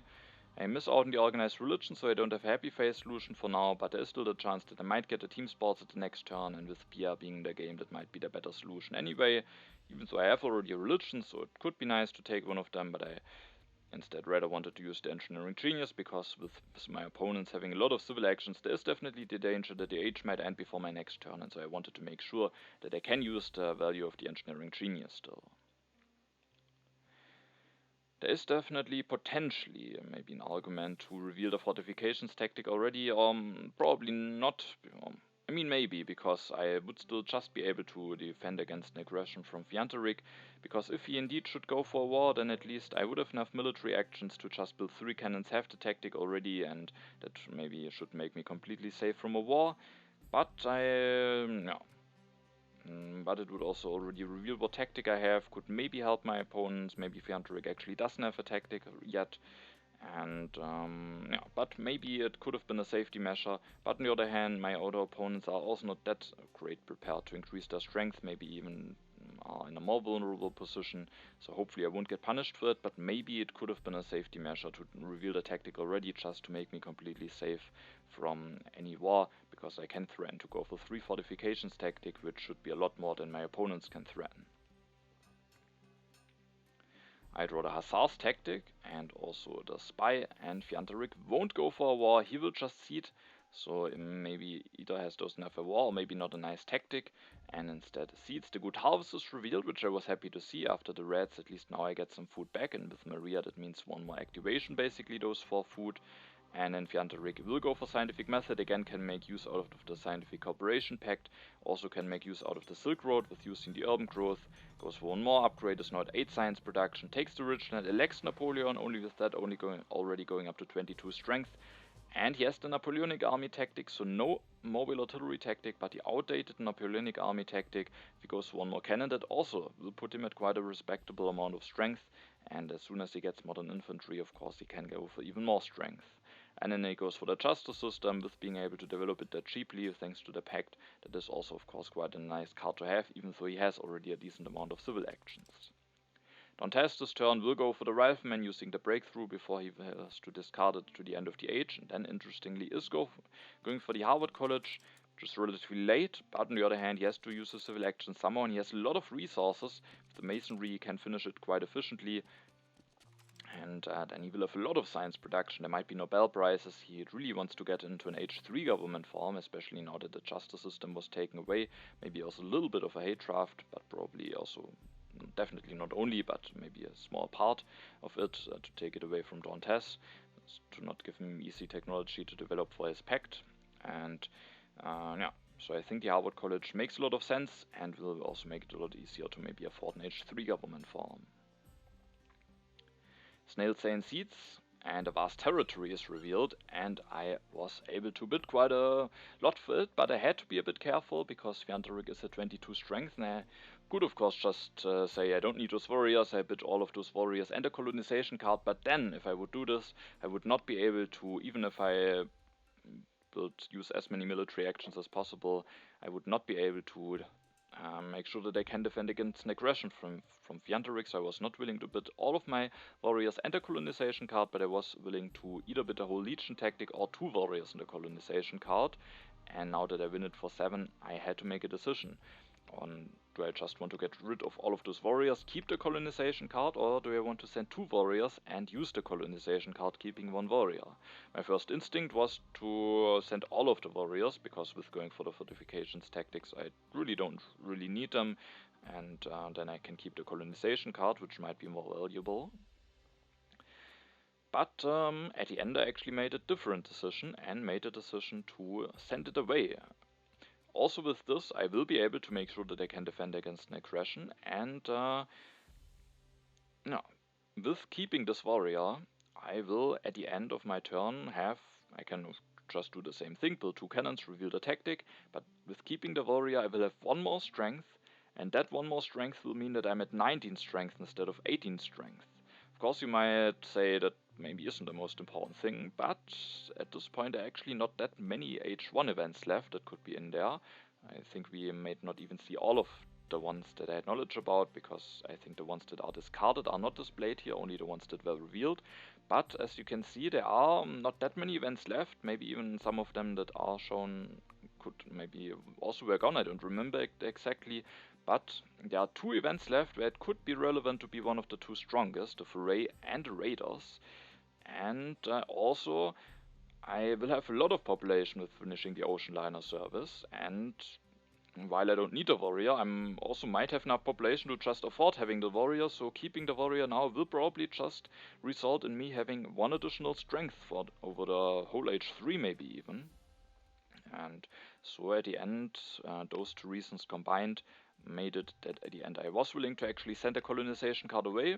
Could potentially backfire, but I was able to do it, and I also was very happy to win this colony, because now I will really be able to get a lot of value out of Maria, a lot of additional population, and also again 3 additional resources out of her. So Maria, I was really happy how she turned out to how the situation with her turned out to be for me in this game. Now it's SnailZane's turn. He will go for the cannon, scoring 1 resource with Leonardo, developing the architecture, again scoring 1 resource with Leonardo. It would be interesting to count how many resources he actually gained with Leonardo, because he had a lot of science production very early with him. And now he will increase his population, builds 1 cannon, goes 1 more upgrade to coal, takes the efficient upgrade, the reserves and the frugality, and he can, with going for the cannon, soon copy the Napoleonic army tactics, so at least threatening a bit of strength, but him being a bit low in population could definitely turn out to be a bit problematic for him, and also the Eiffel Tower is maybe a bit annoying for him. Even though the happy face might get useful for him and the culture production might still be nice, but it is just quite a big investment. Now it is my turn, and I, as you can see, will actually go for the 2nd copy of architecture for quite expensive. I definitely consider to do other turns, and I might be able to do some stuff that is even a bit better, or I could do some other nice stuff instead of going for the architecture, but I just thought the architecture has a lot of potential here. Now I can use it and save some civil actions, immediately making a bit up for the high price that I pay for it. And I just will have a lot of population, and there is the potential that I might be able to build a lot of urban buildings, so I think the architecture has the potential to Yeah, if it goes nicely, maybe save me something like 10 or 12 resources, and that is just a lot of value. I have easily enough science to go for it, and so I really wanted to make sure to get it, because if I don't take it, there's definitely the chance that Fjantarik could maybe also just go for the architecture. So I, at the end, was willing to pay 3 civil actions for it here. I will develop it, I will finish the ocean liner service. I will increase my population 1 time normally, 1 time with the ocean liner service, because I want to use my last civil action for something else. And I need 2 population at least to build 2 cannons and reveal the tactic. Now I'm just barely able to defend against an aggression after having used the colonization card. And thanks to the warrior, I am 1 strength stronger than Dantes. So let's see if that maybe at the end will make a difference for the event. And then with my last civil action, I can take 1 card. And I made the decision to take the journalism, because now with having the architecture and with me having a lot of population available over the next turns, I think being able to build journalisms for 6 resources will be very nice. Allows me to increase my culture production while also increasing my economy at the same time. And so I really wanted to have this architecture to potentially build some cheap journalisms. And now it's Fjantarik's turn, and also H3 will start. And Fjantarik will go for a raid, and that is definitely quite a big swing. 6 additional resources are definitely nice, but especially for SnailZane, it is a very big setback. Losing both of those labs, especially in a position where he still doesn't have the most resource lying around, with also still having to finish the Eiffel Tower. He will lose some value from Anthony Gaudi, of course, lose a lot of science production, so that's a very big setback for him. And for Fjantarik, of course, the 6 additional resources will give him quite a nice boost. He this turn will develop the justice system, can also go for the selective breeding, so I think over the last few turns he has probably gotten a bit more value out of the pact, while at the beginning maybe Dantes got a little bit more value. I didn't count it, so I don't know it exactly, but it just is at least what I felt when we now took a look at the game. And now Fjantarik will go for 2 food upgrades, will make sure to fix this uprising issue with going for Britain Circuses, and then takes the reserves. Dantes will just finish the Harvard College and then goes for an upgrade, has to increase his population or not have an uprising, and takes the efficient upgrade, is not taking the air forces. Definitely could backfire that he doesn't take those military attacks, but at this point it definitely would be quite costly. He would need to delay the Harvard College because he needs to fix his uprising issue, and then it would be quite costly, and as long as he doesn't have a tactic, the Air Force are not doing that much for him anyway, so I think it's a reasonable decision to not take them, but yeah, at the moment he is definitely still a bit at a risk with only having those riflemen. Also now it is the beginning of H3, so we can maybe take a quick look at the overview to see how the situations of the players are at this point. And yeah, SnailZane's position still has some potential, but I think getting hit by this raid is definitely a big setback. On the other hand, he has still 9 civil actions, still has a decent economy, but he doesn't have the most population. Definitely could get a bit in trouble with the military. Fjantarik especially maybe finds something like modern infantry very quickly. So SnailZane's position has still some potential, but is also very vulnerable, I would say. About my position, I was relatively happy, because now I can start building some journalisms, I can get a lot of value out of Maria, I'm prepared for H3 government forms, I would be prepared for something like an early oil, for early computers, so I'm just in a position where there are a lot of things could be available for me that would boost my position. But I'm a bit behind in culture still, and also for now, if I don't get an H3 government soon, then I'm at least behind SnailZane and behind Fjantarik with the amount of civil actions that I have. But I was overall thinking that my position has a lot of potential, and that yeah, I was quite happy about it. Fjantarik, I think, has also quite a bit of potential.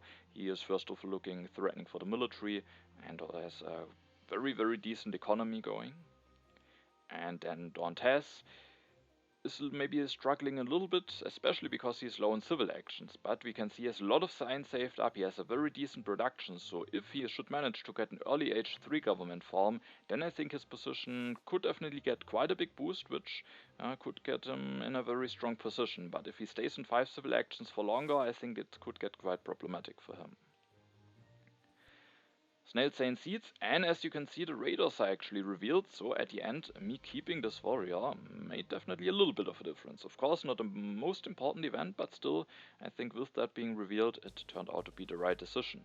SnailZane will copy the Napoleonic army tactic, takes the air forces, and that definitely helps him a bit with making sure that he can defend himself very nicely. And then he goes for journalism. Now not having the lab is definitely annoying for him. Misses out on a science discount from Antony Gaudi, of course, also from culture production, but he isn't willing to rebuild the lab, instead just rebuilds the journalism directly. The engineering genius at least will make it a bit cheaper for him to finish the Eiffel Tower. Now it is my turn, and as you can see, I go for the democracy immediately. First of all, I think it's very nice for me going up to 9 civil actions, so now I really have a lot of civil actions to work with, and with the additional science that I will get from Maria, I was hoping that I can afford investing into the democracy, but it's also a small tiny bit of a hate draft. Not really, I think I would also go for it if there wouldn't be any hate draft reasons, but as said, if Dantes gets an early H3 government form, his position has still quite a lot of potential, so it's not really a hate draft, but I was happy that it's nice for myself and also the nice option from one of my opponents, and with that made it even more clear that I should go for it, so I will go for it, I will develop it. I also want to use Maria, so I increase my population, and with that I have a free population to put it into cannons. I will then use the ocean liner service, meaning that I won't increase my population more often normally this turn, otherwise I would have done it first and then use the ocean liner service, but I will do something different with my remaining civil actions. But when I build a cannon I get out of corruption, I'm now the strongest, which is very nice. And then with my last 4 civil actions I will take 2 cards, and that is Pro Sports and Pierre. And I was very happy to get those cards. First of all, Pierre, I really wanted to take, because if I don't take him, Fjantarik can go for him. He has Bread and Circuses, and I think that could be a very strong leader for him.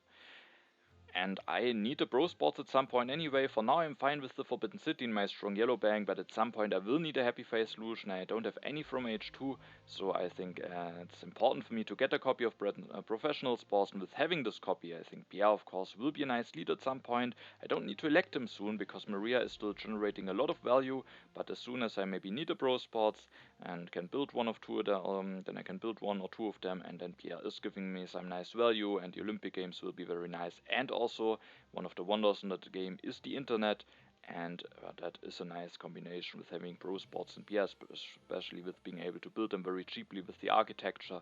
So I'm also nicely prepared for Wonder, especially for a Wonder that maybe is not that easily able to, for the others to, it's not easy for the others to maybe make that very big, so that maybe increasing my chances to get it. And I think with being able to build cheap Pro Sports with Pierre, I would have the potential to make it relatively big. So I was really happy about this turn, because now I have the democracy, which gives me a big boost, and with Pierre and the Pro Sports I also have a nice option for later in H3 to generate a lot of culture via Olympic Games, culture production and the internet, and with that I got a bit more confident about my position.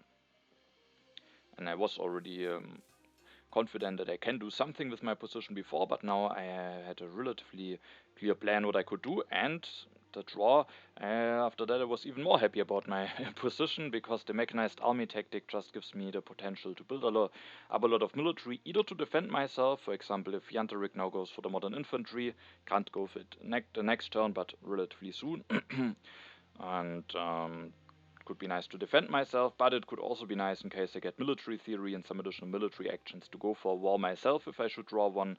So yeah, I was really happy about this first turn of H3 for me.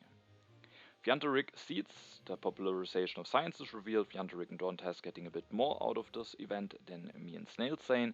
And Fjantarik this turn will go for an early oil, and I think that is a very good decision by him, because it just improves his position a lot. He's looking a lot more threatening now, can maybe build up for a lot of strong impacts. It's still very early, can again make use out of the scientific cooperation pact. At least he doesn't have the most science saved up after that, but it should still be able for him to make use out of those resources. Maybe he can't invest into technology immediately the next turn, but in 2 turns he should be able to do so, and then he has a lot of civil actions and can maybe do some very strong stuff. So with him also having still a little bit of a culture lead before me, and also nice military situation, also a lot of civil actions, I definitely thought he at the end could maybe at this point be the biggest contender for potential first place. Dantes with me having taken the democracy, doesn't have the chance to upgrade his civil actions quite yet. He will go for the organized religion, fixes his happy faces, and he will even increase the science production even more, going up to 10 science production, and with going for scientific method also preparing him for some of those lab leaders that are in the game.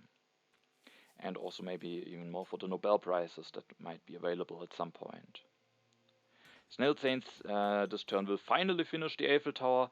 Not sure how that worked out at the end. At least now the happy face is actually useful for him. The culture production will make it that his culture lead will get even bigger, but I think it also was quite a maybe removed some options for him, with maybe going for an as strong H2 wonder like Ocean Liner Service or Suez Canal, and also took quite a while to finish. Now it's my turn. I actually don't use my politics phase. I would have had some options, but I don't want to see the economic progress when Fjantarik just went for the oils. I don't want to offer the peace treaty to anyone. I thought about offering it to Fjantarik because he probably should be able to defend himself, but I will take the second copy of Air Forces, and we shouldn't forget that Fjantarik has Napoleon. As soon as he loses him, he's only at 16 strength, and if he misses out an Air Force, he could get vulnerable, and if I should get military theory in addition to the Air Forces in a war at some point, I have some military potential, and I didn't want to limit my options in any way on which player I could declare the war. And I didn't want to offer it against the other players because those might actually be vulnerable, even more likely. And I could have tried a spy against SnailZane. He just got hit by a raid not that long ago. There's definitely at least a chance that he cannot defend, but I thought it's maybe not that likely, and I rather wanted to make sure to draw 3 cards, because if I draw a war, that definitely could open up another strong option for me, and also some nice impacts, of course, would be very nice to get. This turn I use the Ocean Liner Service. I will take the Internet. I will take the Air Forces. I think those cards just are cards that I really want to have. The Internet can be a very strong wonder with PR, and the Air Forces, with having the tactic, just allows me to be hopefully completely safe from any wars, and maybe if I get additional military actions allows me to go for wars myself. And now I have 2 civil actions left, and I will use those to just build 1 journalism, increasing my culture and science production. I didn't want to wait with that any longer. I still will be able to go for Cavalryman maybe the next turn, maybe also Bro Sports if I want to. I don't use Maria's resource this turn, but it's only 1 resource, and if I want to use the resource, then I really want to build a Cavalryman to be prepared for the mechanized army tactic, but then I would need to develop the Cavalryman. Can't go for the journalism at the end. I thought it's not that bad to miss out on the 1 resource. And also it would mean I'm getting less draws in. And I was quite happy about the draw, and as you can see, the 1 draw that I got thanks to not using the spy, not using Maria, will actually give me a war over culture, which definitely could be a very strong option for me. And also the international tourism and potentially the impact of culture are very nice cards to get. So far I definitely was happy about my draws. Fjantarik will now interestingly go for a war over technology against Dantes, and will build 1 cannon, increases his population, takes the military build-up, the engineering genius, builds an additional farm, interestingly allowing him to increase his population immediately the next turn, plays the reserves resource with the Silk Road bonus, and then goes for even more 1 more upgrade to oil. So has a strong economy now and might be able to steal some science from Dantes now. Dantes at least will be able to go for the democracy now, going up to 7 civil actions at least, will also be able to go for the rockets, so making 2 activations out of the pact, and then he will be able to build 1 rocket, but not really a lot more. That will mean that there is definitely quite a bit of science stolen from him, but he has that strong of productions that's maybe not too bad for him, but definitely a setback still. SnailZane seeds, and the event revealed are the international negotiations. SnailZane can at least decide what he wants to pay to Fjantarik, and he makes the decision to pay some food. He, this turn, will take the United Nations, interestingly, just maybe wants to make certain that he has a wonder, and the other 2 that are left in the game are maybe not that easily to pull off for him. So I think the United Nations is the last wonder that easily scores him some culture, and he is willing to pay quite a bit for it. He also has a full hand, so that's just also maybe not that easy for him to easily take some cards. And so he just takes the United Nations, develops the tanks, plays the wave of nationalism for 6 resource, goes for 2 upgrades, is now at 25 strength, maybe making sure that he can defend against an aggression, and also maybe making him more threatening now, mainly to defend. Of course, maybe now it looks like he could have something like modern army or maybe a mechanized army, and over the next turns, having those tanks might just make him a bit more threatening. I have drawn the international tourism, and I just wanted to offer that pact as early as possible. I also didn't want to commit to the impact of culture yet, and of course having the impact also synergizes nicely with the impact of culture later on. So I offer it to Dantes. We both have 3 wonders, and with getting hit by the Warver technology, and yeah, with him being quite a bit behind SnailZane and maybe not having that strong of an economy as Fjantarik, even though it is quite decent, but I thought that Dantes maybe is not, maybe at this point potentially even in the worst position, but it's hard to tell because SnailZane could potentially also still get punished, and there are Dantes could maybe get Bill Gates at his next turn, which also puts him in a very strong economical position, so it's definitely not clear, but also just the fact that he has 3 wonders, Fjantarik has only 2, SnailZane has also 3, I would get an additional production out of this, probably SnailZane would still accept, but with having the culture lead still I was a bit worried, also with him having the United Nations, so I at the end thought Dantes is maybe the best partner for this pact. I will use the ocean liner service, and my first idea was to increase my population a bunch of time and then go for cavalryman, to start using my military actions and again using the resource from Maria, and then just take 2 out of those 3 yellow cards. But at the end I came to the conclusion that I actually want to have all of those 3 yellow cards, but for that I will only use the ocean liner service to increase my population, then develop the cavalryman, go for 1, build 1 journalism to increase my culture and science production even more, and now, after having done this, I have just enough civil actions to actually take all of those yellow cards. And why did I want to have all of them? I thought about only taking urban growth and reserves, because maybe I have enough science and don't really need a revolutionary idea, but if I should get military theory at the next turn, then the revolutionary idea allows me to go for air forces guaranteed at the turn after that. And that could be very strong still. I have this war, I have the mechanized army tactic, and I didn't want to shut down the store. Actually, I mean, with the activations from Maria, maybe it could be possible to find enough science for it, so at the next turn, only with using the ocean liner service, I would already be at 12, then it would be at +8. But there is maybe the chance that the age could end then in 2 turns, so it just makes it certain that I can go for both of those technologies. And so I really wanted to have the revolutionary idea available to still make it possible to maybe go for just military theory at the next turn and still for air force in 2 turns and then go for a big war. Then I thought about taking Revolutionary Idea on only 1 of those 2 cards, but if I don't go for a war, especially then, it could be very nice to have as many resources available as possible to make the internet as big as possible, because every yellow card could maybe mean an additional bro sports, and each bro sports will score 2 culture production with Pierre and 6 for the internet, and because of all of that, I at the end was willing to just only use the ocean liner service, don't increase my population. Normally that has also some advantages. For example, if I increase my population 2 more times, I have an unhappy worker, and there are still some events that could punish me for that. So that would be bad. Also, I'm not going into consumption, meaning at the next turn I have 13 food saved up. That is just enough to go for 2 population increases normally, plus the ocean liner service, so I might be able to get 4 Maria activations at the next turn, and then I can maybe finally switch to Pierre and start building a bro sports, getting value out of him. So at the end I thought that is a nice turn, and while it is of course a big investment to pay that many civil actions for all of those yellow cards, I have a lot of civil actions, and just getting the value of them is maybe just very important here.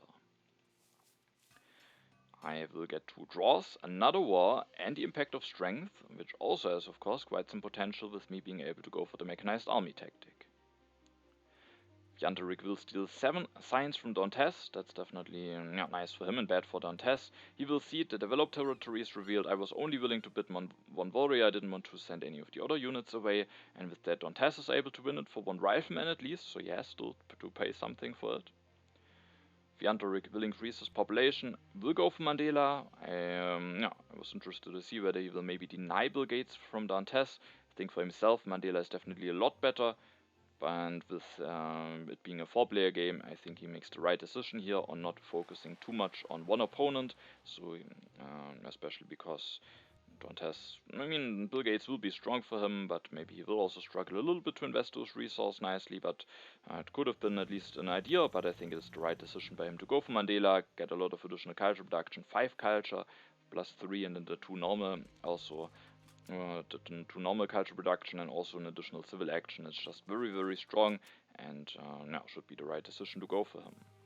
Also, he goes for 1 upgrade to modern infantry, is now at 35 strength, making sure that he is still the strongest. Dantes this turn will go for Bill Gates, going up to 14 resource production, which is quite a lot, takes the military theory, reveals the positional army tactic, and goes for 1 rocket, getting him out of corruption, takes the satellites and develops the military theory, making sure that he gets 3 draws, and he is looking a bit threatening, but he is missing just some resources to go for a war and another positional army, but of course he has the Harvard College, and with that always has the potential to maybe just take and play yellow card, and he would have enough civil actions to take and play yellow card, increase his population 3 times, and then go for a second army, so I have to be a bit careful about it. Also, if he gets the last copy of Air Force at the next turn, then he might be able to prepare a very big war, maybe for 2 turns, if the age doesn't end before that.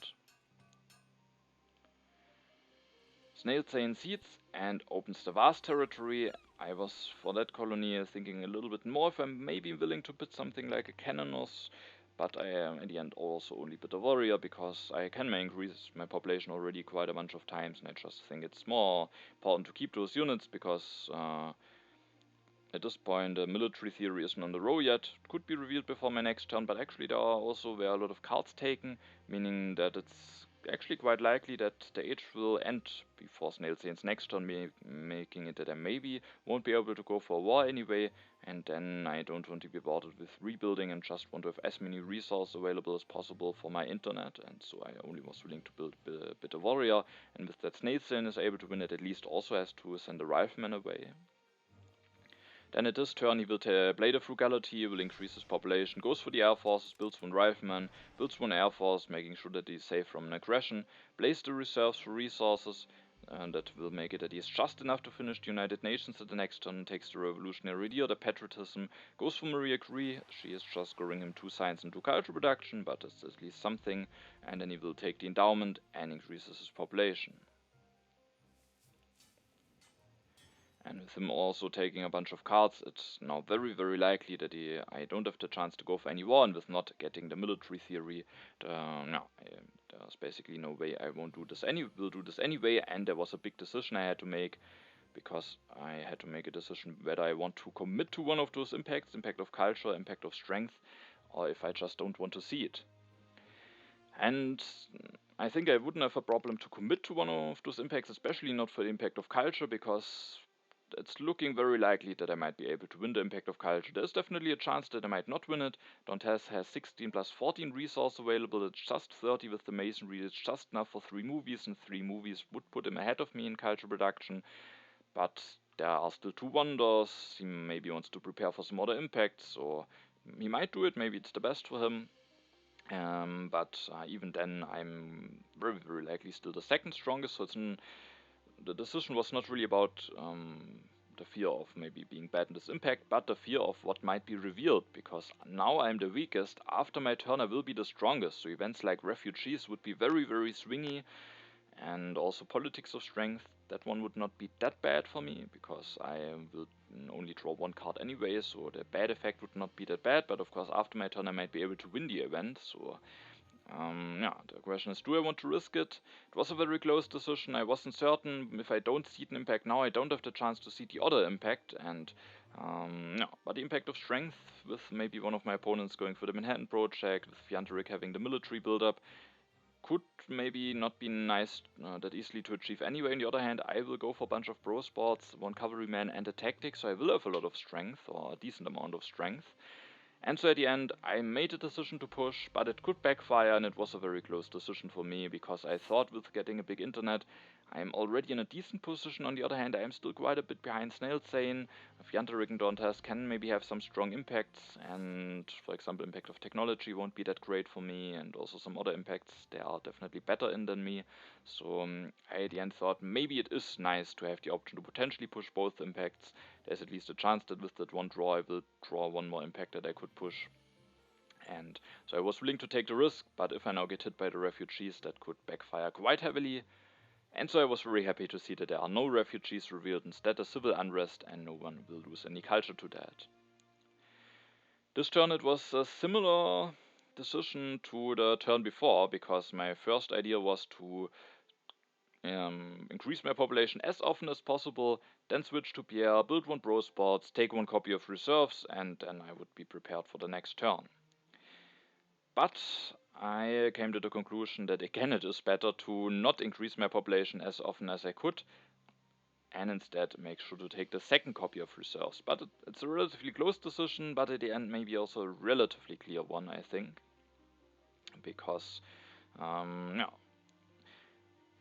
maybe we can take a look at what taking the second copy of reserves will actually cost me, because I will miss out on one population increase, so that's one science and one culture from Maria Theresa.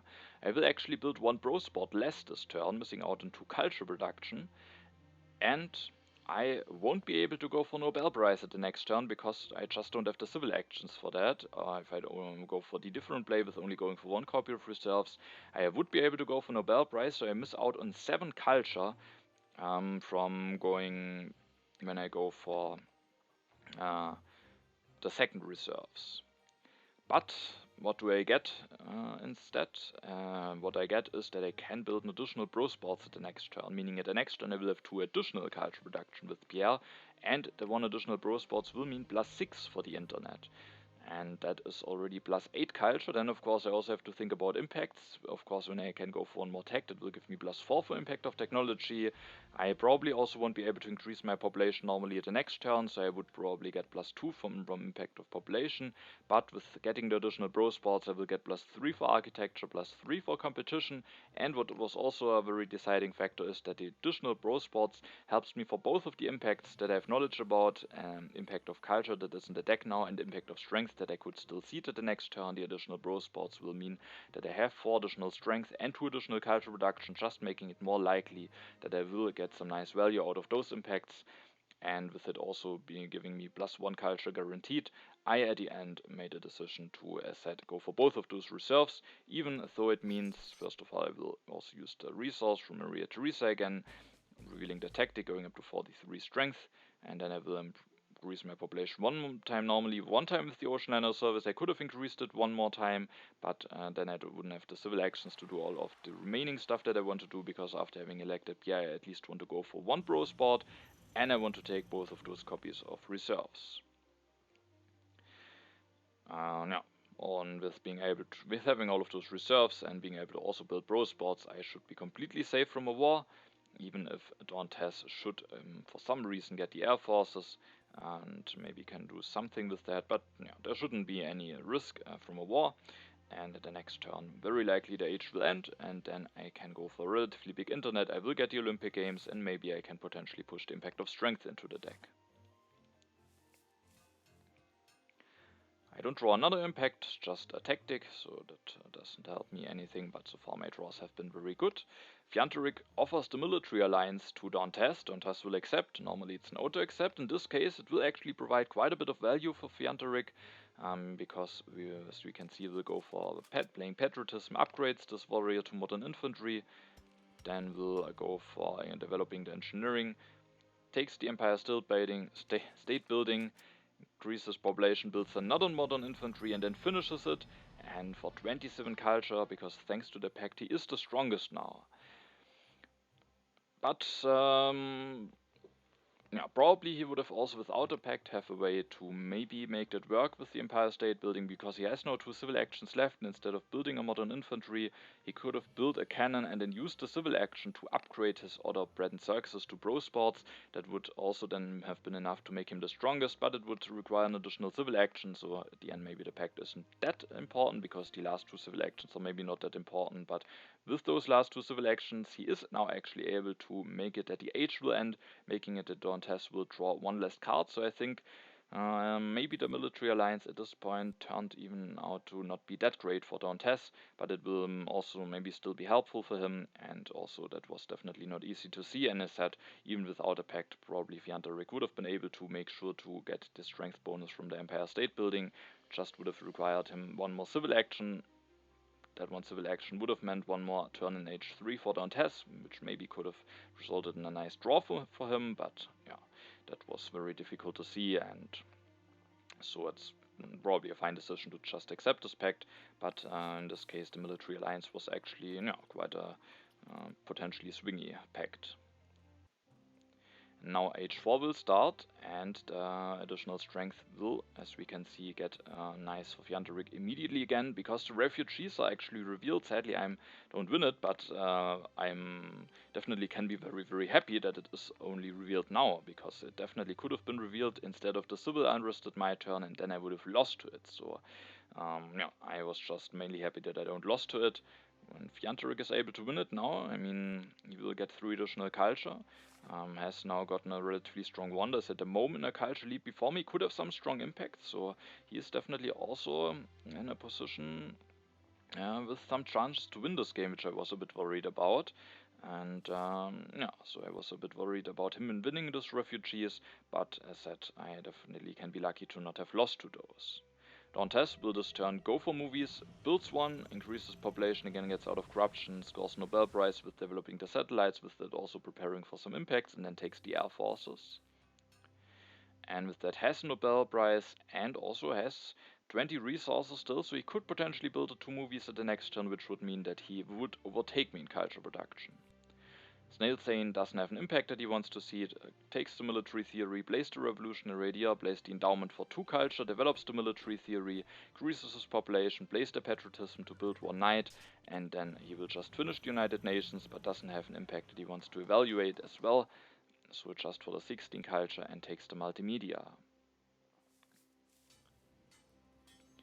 Now it's my turn. I of course will play the Olympic Games. What I won't play is the impact of strength, because it's just very likely that one of my opponents will go for the Manhattan Project. Fjantarik also still has the military build-up in hand, with which he maybe can do some stuff, so I just thought I don't want to risk seeding this into the deck, especially because there are also a lot of impacts that I will improve during my turns. I also would risk revealing 1 impact before I can do the improvements in my civilization.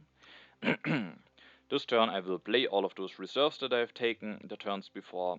Then I will increase my population with the Ocean Liner service, meaning I won't increase my population normally. We will see at the end of my turn what the difference would have been. I could have potentially done it. And then I can build 2 bro spots, can finish the internet for 31 points, so definitely quite a nice internet. And now I have 2 civil actions left. If I would have increased my population normally, I would have 1 civil action left, and what I definitely want to do with my 2 remaining resources is to build 1 farm, because now that I'm gone even further into consumption, the 1 additional farm gives me +5 for the impact of agriculture, it gives me +2 for the impact of balance, and also +4 for the impact of harmony. So I definitely want to build this farm. I could, as said, could have still done it when I would have increased my population normally, then it would just be my last civil action, but what I then wouldn't have been able to do is to develop the air forces as my last civil action. And now instead I will disband this warrior to get this farm going and develop the air forces. That gives me +40 for the impact of technology. The other play would have given me +2 for impact of population and +2 for impact of variety. So it's relatively close, but after getting the big internet in the Olympic Games, and after hopefully being able to get at least a 2nd position in the impact of culture, I thought I have decent chances to win this game. And then I rather wanted to prepare against an impact that would potentially be weak for me, because the impact of technology is an impact where Fjantarik and Dantes can catch up some points. So I rather wanted to make up for culture for that impact, instead of keep making some impacts 2 points better that are already very nice for me anyway. I have a lot of population already, and my impact of variety is also very decent, so that first of all makes it less likely that those impacts are even in there, and second of all, those are impacts that are nice anyway. And with me having a bit of a lead at the moment, I was thinking that I rather want to prepare against the bad impacts instead of preparing for good impacts. That was my last turn. Fjantarik will seed and opens the impact of industry. That is of course a strong one for him, not the best for me. Fjantarik gains plus 15 and Dantes will get plus 8, so I'm the weakest in this impact. Fjantarik will then increase his population, develops the tanks, copies the mechanized army tactic, with that can use the military build-up, will get stronger, so I was happy that I didn't push the impact of strength in there. He doesn't go for the Manhattan Project, instead just improves his impacts, which might definitely be the right call, especially if he has some knowledge about the impacts. And that means that the Manhattan Project will be available for Dantes, which might be a nice option for him, but I was actually happy, at least a bit happy to see him go for the Manhattan Project, because that likely means that he won't go for the 2 movies, and that means that I hopefully will be able to win the impact of culture. Dantes seeds, and the last impact of this deck is revealed, the impact of government. That is a decent impact for me. It is generally not the most swingy impact. And then Dantes will indeed go for the Manhattan Project. There's 1 civil action left. Will use it to develop the air forces, builds a rifleman, with that he's at 60 strength, maybe hoping for the impact of strength, but sadly for him that impact isn't in there. Now, before the final impact, it is actually relatively close still. I have a bit of a lead, but it's definitely not that big of a lead that can't be overtaken. SnailZane is in the 2nd position, but he is probably, compared to the other civilizations, the weakest prepared for impacts, but he has a bit of a lead, especially to Dantes. Fjantarik is only 2 points behind SnailZane, could have some very strong impacts. Dantes also could have some strong impacts, and he will get the Bill Gates bonus, so now let's see what the final impacts will have to say. And the first impact is the impact of culture. That is very nice for me, improving my lead even more, and it's also nice for Dantes, catching up some points against his other opponents. The next impact is the impact of wonders. That is giving the same for me, SnailZane and Dantes, but 3 less for Fjantarik, so far the impacts have not been great for Fjantarik. The third impact is the impact of progress, which is not that swingy. I get the least amount out of it, and Dantes the most, so he has been catching up quite a bit now. Is only 2 culture behind Fjantarik and 12 culture behind SnailZane, and the Bill Gates bonus is not included in that. There is indeed the impact of harmony, giving me plus 24. That is a very bad one for SnailZane, so Fjantarik and Dantes are both able to catch quite a bit up to him, Fjantarik now being the 2nd position, Dantes with the Bill Gates bonus basically also already having overtaken SnailZane. Then the 5th impact is the impact of competition. That's nice for me, plus 21, but especially nice for Fjantarik, who is catching up to me, and also making it that he has a very big lead against SnailZane and Dantes. So my first place should be relatively certain. Also the 2nd place of Fjantarik, unless there's a very strong impact for SnailZane or Dantes. But last impact now mainly will decide maybe the 3rd place, because that is still very close between Dantes and SnailZane. And the last impact is the impact of technology, allowing Fjantarik to catch up some points against me, and also making it that Dantes will gain quite a bit, get some more points out of that than SnailZane, pushing him to the 3rd place. He will still get the Bill Gates bonus, but for the 2nd position it is not enough for him, and so the final standings will be that I at the end will be able to win this game. Fjantarik finishes at the 2nd position, Dantes at the 3rd position, and SnailZane at the end at the 4th position. Yeah, so a relatively close game, not extremely close, but definitely no big margins between all of the players. Yeah, I think H3 at the end went very smoothly for me. I got the early democracy, I managed to get Pierre the Pro Sports in the internet, I got the air forces, a nice tactics, so I just had all the tools that I needed, and then I just managed to score enough culture at the end. I think I had a decent position going into H3, but it definitely could have gone less smoothly, and then the positions of the other players also could have been strong enough to get a win in, and I could have finished at a lesser position. I think Maria turned out very nicely for me. that worked out very nicely at the end, better than I maybe would have hoped for when I took her, even though I was thinking that she always has some nice potential, especially with the chance to get an ocean liner service. And yeah, so at the end, the game worked out very nicely for me. SnailZane at the end lost.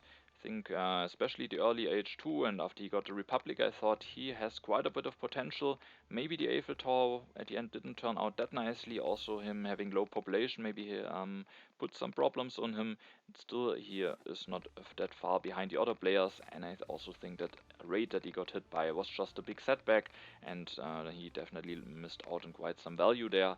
And then the early oil, I think, for Fjantarik did some nice work. He managed to finish a big empire state building, managed to prepare nicely for the impacts, and yeah, with that, at the end, finished at the second position. Alright, so with that, we have the first game of the new stage finished. I'm of course happy that I am able to start with a win, because now I need to win the group in order to advance. So that definitely puts a little bit more pressure, of course, on each player in those groups than in the upper bracket. Yeah, but I have a nice start now, and hopefully I will be able to get some more nice results going. Alright, so that was the first game. I hope it was an interesting game for you. We don't have to take a look at the standings, because it's the only game that has finished so far. As said at the beginning of the video, sadly I will again be busy during the next weeks.